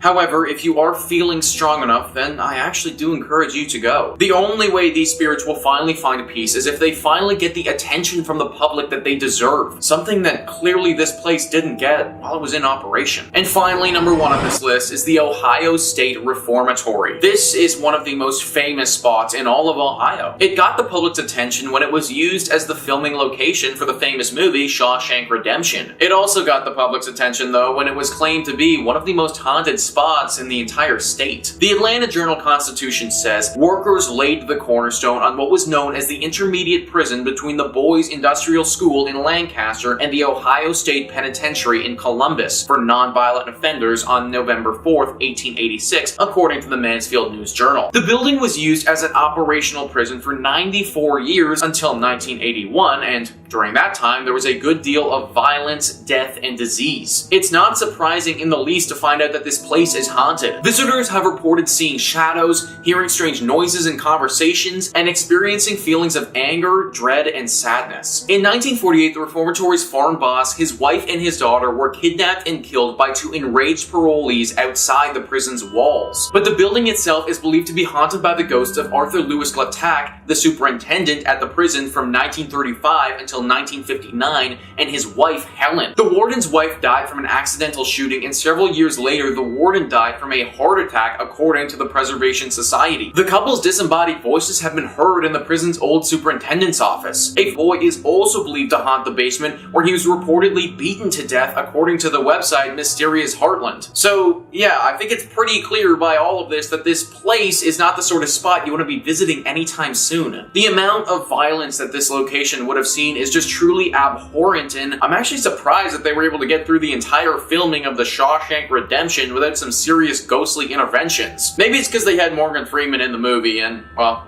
let's face it, he's kind of an angel. Number 5 on this list is the Trans-Allegheny Lunatic Asylum. Operating from 1864 to 1994, this asylum, like most of the entries on this list, has certainly been through the ringer. This place was meant to only house 250 people at its max, but on many occasions had over 2,400 people residing here. Everyone was crammed in like animals, and considering this building was never meant to see this many patients at once, the living conditions were pretty horrible. Whenever you cram that many people into a small space together, especially an asylum, some pretty nasty things will go down as well. Several murders have taken place here over the years, along with incidents of patients and workers taking their own life. The haunting of this location was pretty progressive and didn't come on all at once. Reports date back to the early 1900s and got increasingly more frequent as time went on. Eventually it became clear by the later 1900s that this was no longer a usable space and they needed to move on. This is why it shut down in 1994 and has no medical purpose at this point. In fact, now the only thing that it has is ghost tours.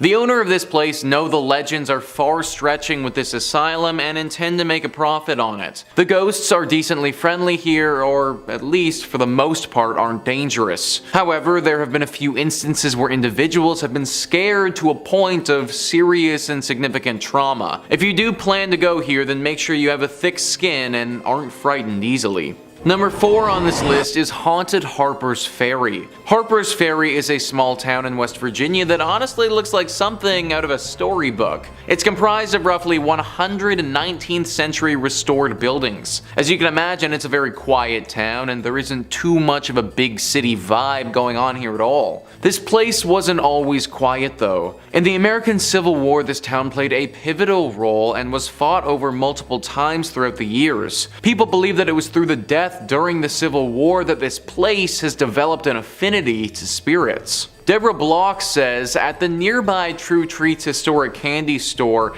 chocolate and other candies are brightly lit on tables and in baskets. The cute and welcoming shop is popular with visitors, hardly seeming like a place where a ghost would want to hang out. But store manager Tara Dockman, known as the Ghost Lady, in town for her sensitivity to paranormal activity, says there are 2 ghosts who frequent the store, and she even knows one of them by name.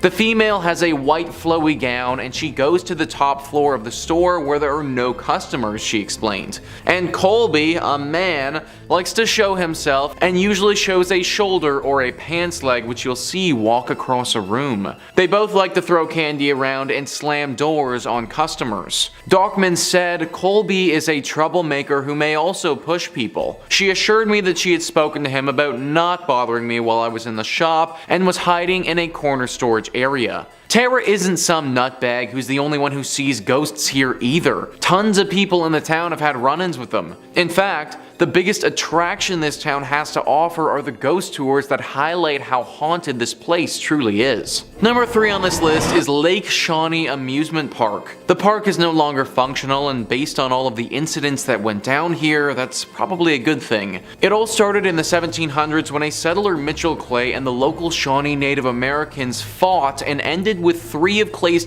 dying and lots of Shawnee warriors passing away as well. This was the inciting incident of the tragic movie that is Lake Shawnee Amusement Park. Also, 200 years later in the 1920s, this land was bought and turned into an amusement park. The buyer wasn't aware of this history though and didn't realize the dark mark that had been left here by that battle so many years ago. There were a decent amount of tragic incidents that went down here while the amusement park was operational, but there are 2 that stand out as being the most stunning. The first one involved a young girl on the swings. While she was on the swings, a delivery truck, without seeing her, backed straight into her and she passed away. The second one involved someone who drowned in the swimming pool because their arm got stuck in the drain. The amusement park had seen enough and shut down in 1966. It was roughly 20 years later that they discovered the history of this place and pieced it all together, assuming that a curse must have been responsible. Locals don't dare go to this place anymore for fear of this curse.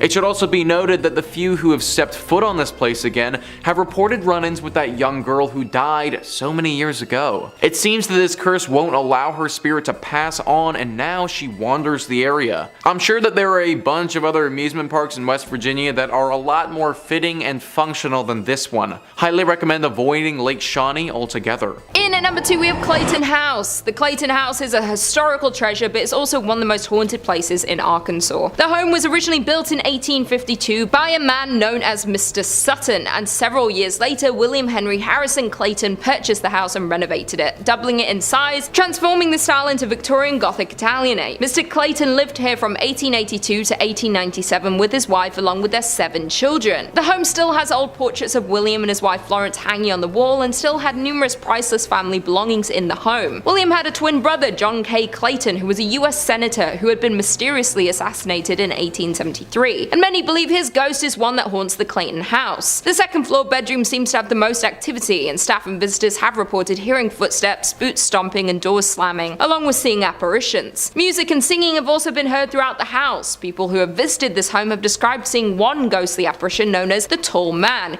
who is dressed in all black, wears a hat, and walks angrily around. Another spirit often seen around the Clayton property is described as the woman in the brown dress. The woman is said to be peaceful and often just stands in one spot quite still. She is believed to be either Mrs. Clayton or possibly a nurse from the time the property was a hospital. The home became abandoned during the Civil War before it transformed into a Union Army hospital. There was a carpenter in 2007 who was doing some repairs on the home and took pictures before it started working, and when the pictures were developed, there was what appeared to be a woman in one of them. The home is now listed on the National Registry of Historic Places and holds tours of the home explaining the history and ghost stories. And finally, in at number 1 we have Crescent Hotel. The Crescent Hotel was built in 1886 and can be found in Eureka Springs. Due to the rich history, it has hundreds of tales of paranormal experiences and ghost sightings. The hotel has previously served as both a private girls' college and a cancer hospital, where Dr. Norman Baker claimed to have the cure for cancer. There are so many stories of ghost sightings, starting in room 218 where Michael, an Irish stonemason, who fell to his death when building the hotel. He's known to hang out in this room and is often seen. Theodora, a cancer patient who is known to be seen fumbling for her keys outside room 419, as well as tidying up for guests when they leave the room. Brecky, who passed away in the hotel, has been seen throughout the hotel, often bouncing a ball. Dr. John Fremont Ellis, the hotel's former in-house doctor in the 19th century, is often seen, or his cherry pipe tobacco is smelled near his former office, which is now room 212. Even the famed hotel cat Morris, who had been buried on the hotel property, is regularly seen and heard. A recurring phenomenon happens at a specific spot on the 3rd floor, where the hotel connects to an annex built onto the hotel when it was a hospital. The area has been said to be a portal to the other side. There have been multiple guests who have grown faint, with a few passing out frequently. Guests turning pale and falling against the wall and then sliding down. Many paranormal investigators believe that limestone has a special ability to absorb and release electromagnetic and psychic energies. Crescent Mountain, the hilltop the hotel sits on, is predominantly limestone. The massive thick stones used for the body of the hotel were also made of limestone, and these factors may contribute to the amount of paranormal activity the hotel guests experience. The Crescent Hotel is dubbed America's Most Haunted Hotel and has been on many TV shows like Ghost Hunters, Ghost Adventures, and Paranormal Witness. There have been an abundance of extraordinary experiences and have attracted the attention of paranormal investigators to study and research the hotel's supernatural activity. The hotel offers daily ghost tours to learn more about the ghost stories, sightings, and the history of the hotel. Coming in at number 5, Silverbow Inn Bed and Breakfast. The Silverbow Bed and Breakfast is located in Juneau, which is the capital city of Alaska. The inn is more famously known for its bakery that was founded in 1898 by the original owner Gus Messerschmitt. This is the oldest bakery in Alaska, and some say it is the best. Although people travel from far to taste the treats and the bakers, there are reports of paranormal activity in the inn above. The original owner and founder of the inn reportedly still haunts the premises. The story goes that the owner loved his bakery and inn. He spent his whole life dedicated to creating the finest bakery. From the day it was built, he spent all of his time here. He loved welcoming the customers and ensuring everyone enjoyed their stay.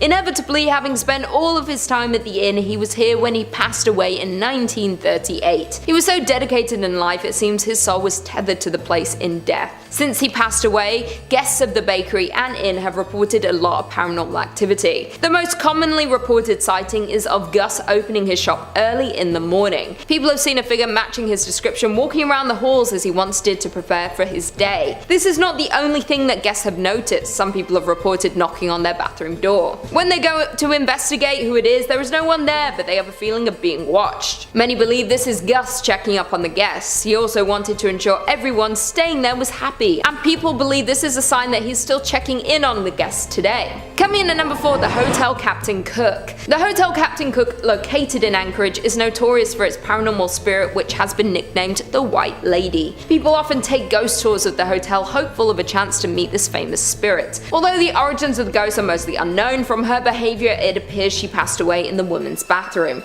or at least in the area which may have been home to something else before the hotel was built. The locals explain how she is bound to this place and is unable to pass on. She could possibly be cursed, as she seems distressed about her situation. Since the hotel opened, there was a lot of paranormal behavior in the area. She would break the glass of the mirrors in the ladies' bathroom or swing open the doors to scare those inside. The hotel management had to step in when one guest used the bathroom stall located at the very end of the ladies' room. While in the stall, she felt something fall around her neck and start to get tighter and tighter.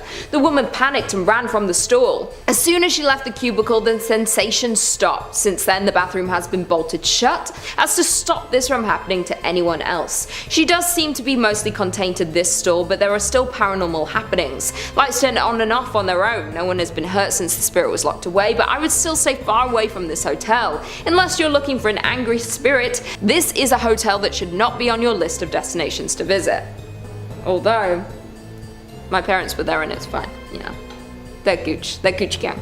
Coming in at number 3, we have the Golden North Hotel. The Skagway Golden North Hotel may look like a classic hotel located on the main street, but it has seen tragedy and has the ghost to prove it. People say this place is haunted by a lady who passed away many years ago. She is bound to room 23 on the 3rd floor, but her presence can be felt in the area around the building. The locals tell the story of how this woman became bound to room 23. It's unknown in what year the story takes place, but it was many years ago. The woman was visiting the hotel with a husband. They visited the area so her husband could go on a gold expedition. The expedition was over a number of days to possibly weeks, and the wife was to stay at the hotel and explore the local area. The day arrived and the husband left on his expedition, leaving his wife alone. Not long after the husband had left, the woman caught pneumonia. She became sicker and sicker. There was no one in the area able to help her. She had no way to get to a local doctor with no knowledge of the area. She sadly passed away in a little over a week due to her illness. When her husband returned, he was heartbroken to find his wife had passed.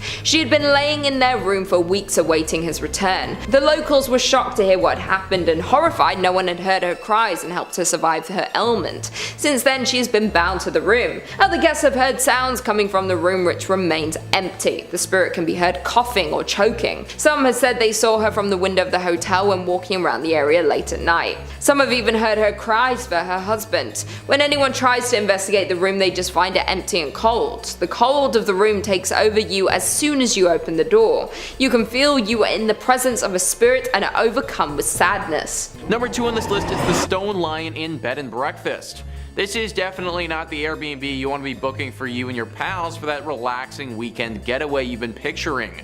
Travel Oklahoma says, stay at the Stone Lion Inn Bed and Breakfast in Guthrie at your own risk, as a mischievous ghost child has been seen and felt throughout the home. The spirit, said to be that of 8-year-old Irene Houghton, has been known to squeeze the toes of sleeping guests or even crawl into bed with them. The eerie tap tap tap of a child's footsteps has also been heard leading from the 2nd floor to the 3rd. According to legend, the 8,000 square foot home was where the child met her fate when a nurse her with cough syrup containing them. The family later moved on, but little Irene refused to leave. After the Houghton family moved out, the home changed into a boarding house and then a funeral home. Paranormal investigative teams have encountered several other ghosts, including a strong male entity who lingers in the basement where the morgue once was. Through the years of people staying here, there have been tons of reports of sightings and interactions with ghostly entities. As mentioned, it's pretty normal to be visited by Irene, the ghost of the young girl who passed here. A bit of a rarer encounter is that of a ghostly music box though. The owner Becky has come out and said, "One of my guests just the other day came out of this room and said all night long I heard this music box." Now it's unclear whether one of the ghosts was playing this music box or if the box just sort of started on its own, but that would definitely be enough to keep me awake if I was that guest. Pictures, videos, and voice recordings have all been captured here by paranormal investigators many times. It was first investigated by a paranormal specialist 18 years ago, and since then it's been a hotspot for all ghost hunters alike to check out. Unless you're well versed in dealings with spirits, I'd pick a different Airbnb for you and your buddies. And number 1 on this list is Guthrie's Boys Home. This site started out as an orphanage in 1923 when it was built. Now, becoming an orphan would truly be a horrible experience that I can't even begin to understand, but I can guarantee you that it would have been far worse if you got sent to this orphanage. That's because of the horrible atrocities committed here. There is no denying that the maid who worked here back then was sick. Mentally sick, deranged to a point where she felt a desire to these young orphans. It's believed that she would often abuse these innocent children in any number of ways. Now, this isn't confirmed, but these are rumors. It's also thought that she even took the life of a few people while she was working here and made it look like an accident. This all culminated one day when she finally took her own life by jumping out of the bell tower and falling to her death. This has obviously led to some spiritual presences staying behind.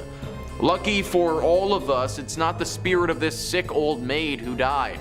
However, as sad as it is, it's the spirits of some of these children here who were wronged. There is apparently one girl who appears to visitors and begs for safety. Crying and screaming children can be heard echoing throughout the building at all hours of the day.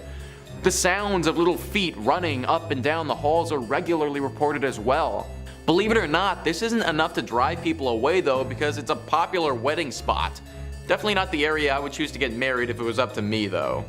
Number 5 on this list is Stivers School for the Arts. This is a high school that's attracted hundreds of artistic students from around the region for years. It's apparently a really good school, however, ever since a murder back in the 1920s, it's been deeply haunted. AGC writes, according to the online magazine Dayton Most Metro, a teacher named Mary Tyler was found dead in the pool with a locket in one hand and a broken pointer in the other. The teacher was reportedly involved with a senior student at the time of her death. He disappeared after her body was found and was never seen again. Officials believe the unnamed student tore his picture out of the teacher's locket so nobody would suspect him, according to the writer Julian Heisler. The school eventually covered over the pool, building a classroom on top of it. A trap door still leads down into the pool, which is used for storage now, Heisler said, but it seems Mary Tyler never left. Students and maintenance staff have reported Tyler's ghostly figure levitating in the abandoned pool and floating about the lower levels and the network of tunnels buried underneath the school,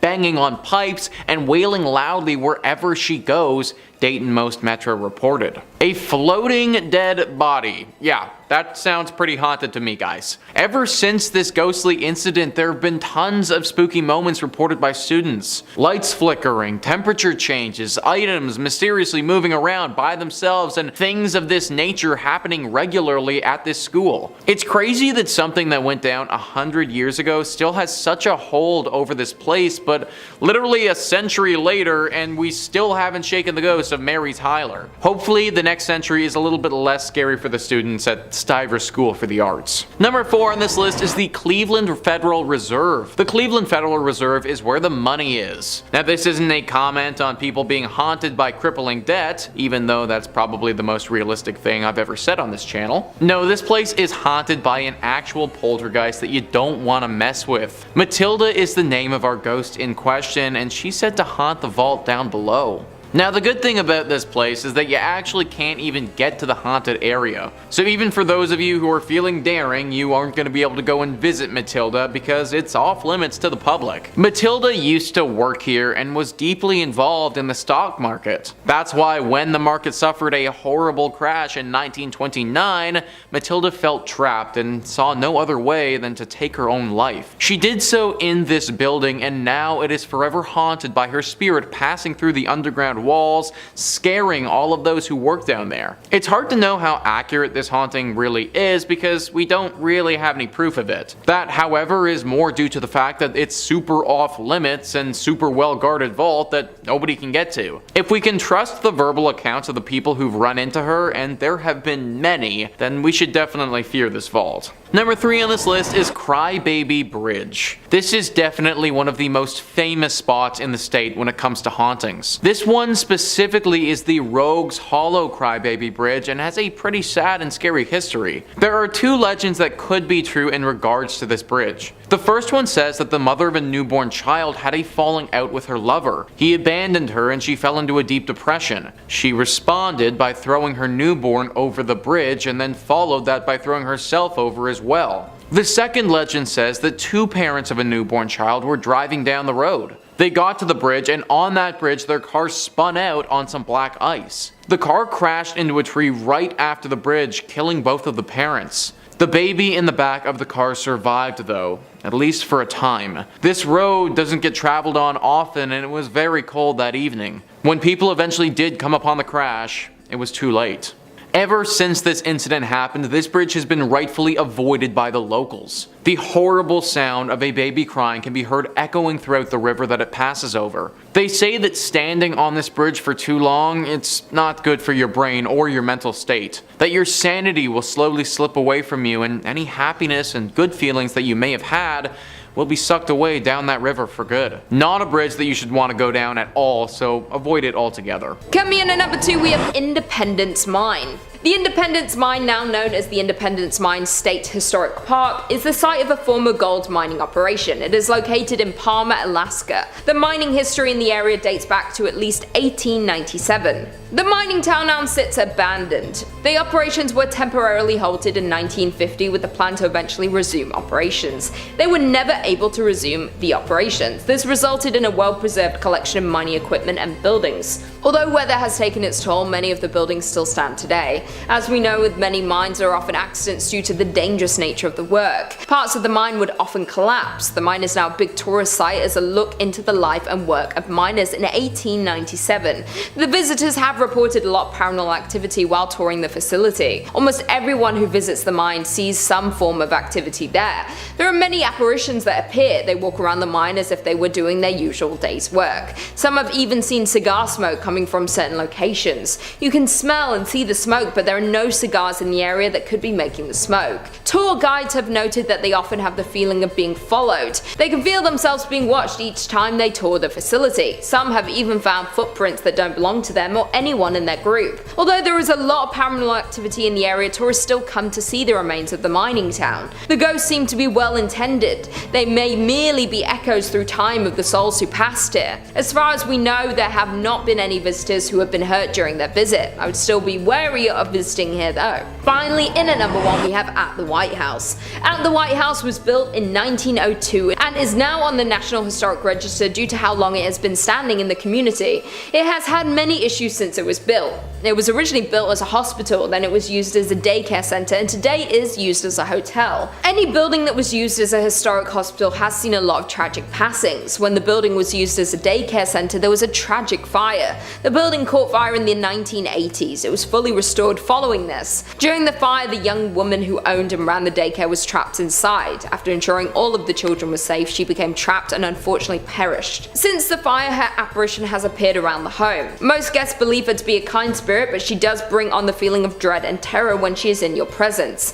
Guests at the hotel have claimed to be startled awake by the young woman standing at the foot of the bed.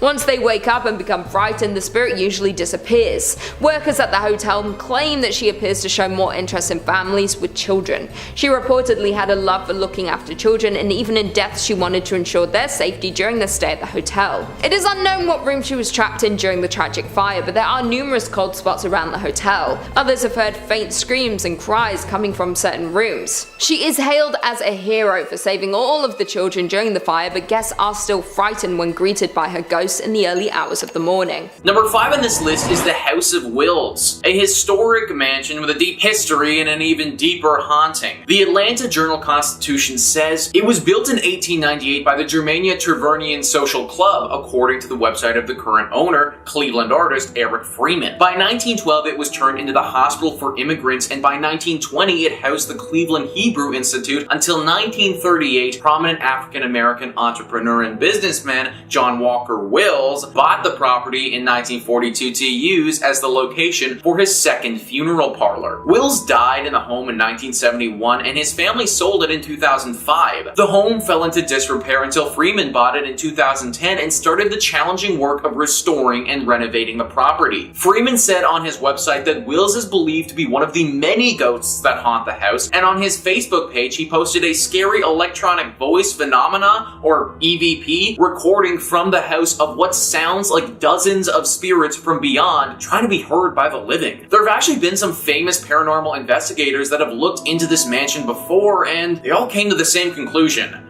It's haunted. A swirling mist will occasionally appear in the mansion, followed by stark temperature changes and a horribly foreboding sensation. Visitors who've stayed at this mansion for extended periods of time say that the visit changed them, that they're sort of constantly on alert after that stay, as if they're hyper aware all of the time. Unless you're trying to feel anxious literally all of the time, I'd book another place to stay if I was you. Number 4 on this list is the Seeley Rose House. This house is located in the Malabar Farm State Park, which is in Richland County. To this day, it's still a working farm, which is kind of shocking considering the horrible tragedy that occurred here many years ago. Seeley Rose is actually the name of a person, a young girl who lived in the late 1800s. This girl wasn't innocent and sweet as the stereotypical farm gal is.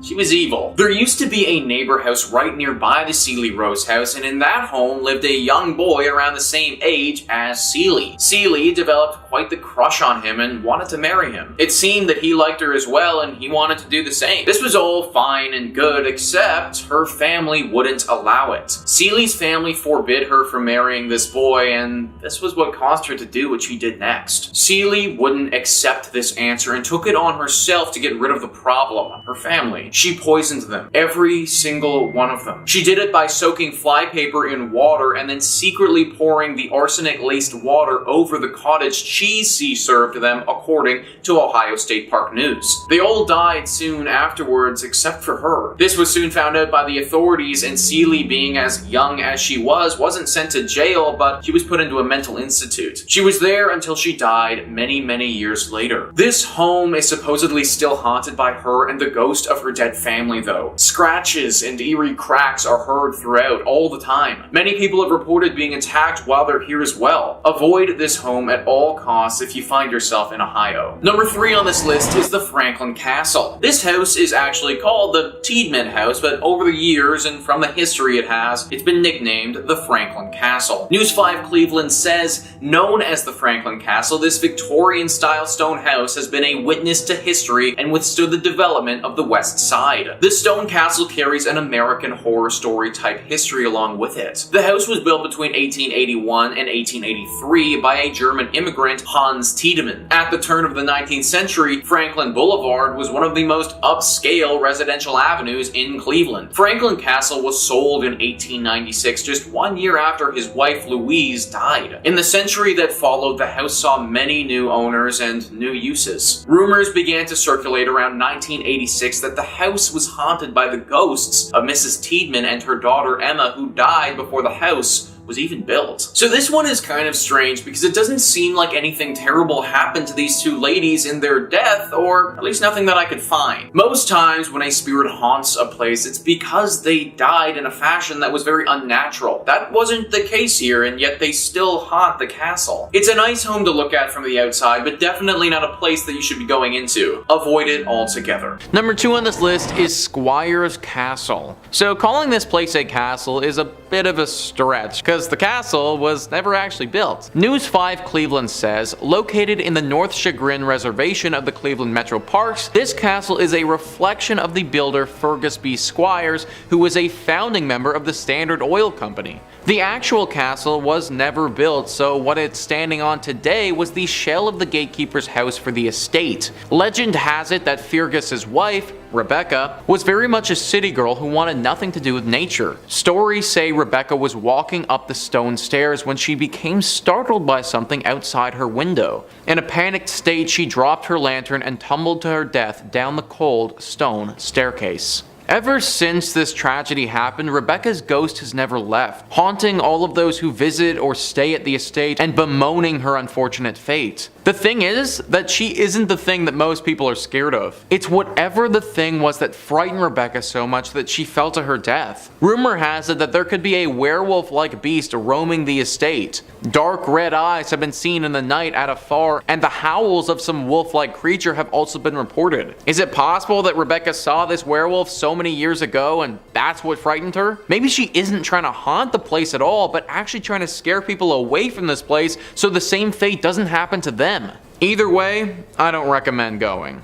And finally, number 1 on this list is the Lorraine Palace Theater. You know, for once, it would be really nice to go see some theater without fearing for your life. Sadly, you aren't gonna get that at the Lorraine Palace Theater. The Atlanta Journal-Constitution writes, the Lorraine Palace Theater opened in 1928 in Lorain, Ohio, near Cleveland. It seats just over 1,700 guests and was the first movie theater in the state to show talking pictures, according to the theater's website. Dave Hensley, a paranormal researcher and the founder of EVP Mediums, told the Chronicle-Telegram after investigating the palace that there are so many spirits there he couldn't even count them all. We got a name from a gentleman named Ed who said that he worked at the shipyard. That's profound because the shipyard was directly behind the palace. He claimed that he was murdered pushed downstairs, Henley said. There was a spirit who said that he died of drugs as well. And we had spirits that were killed in the 1924 tornado that hit Lorraine. That was pretty emotional, one of them said. My body flew,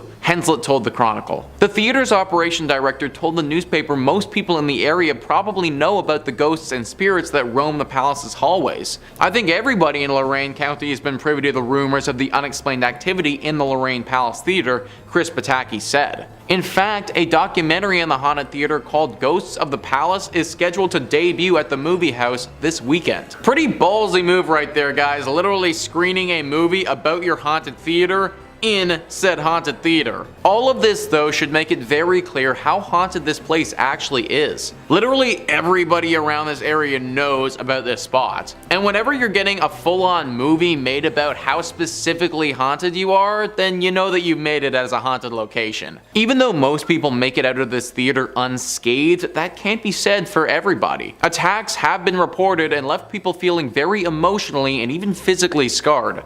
Netflix is a thing for a reason now, guys. Let's use it.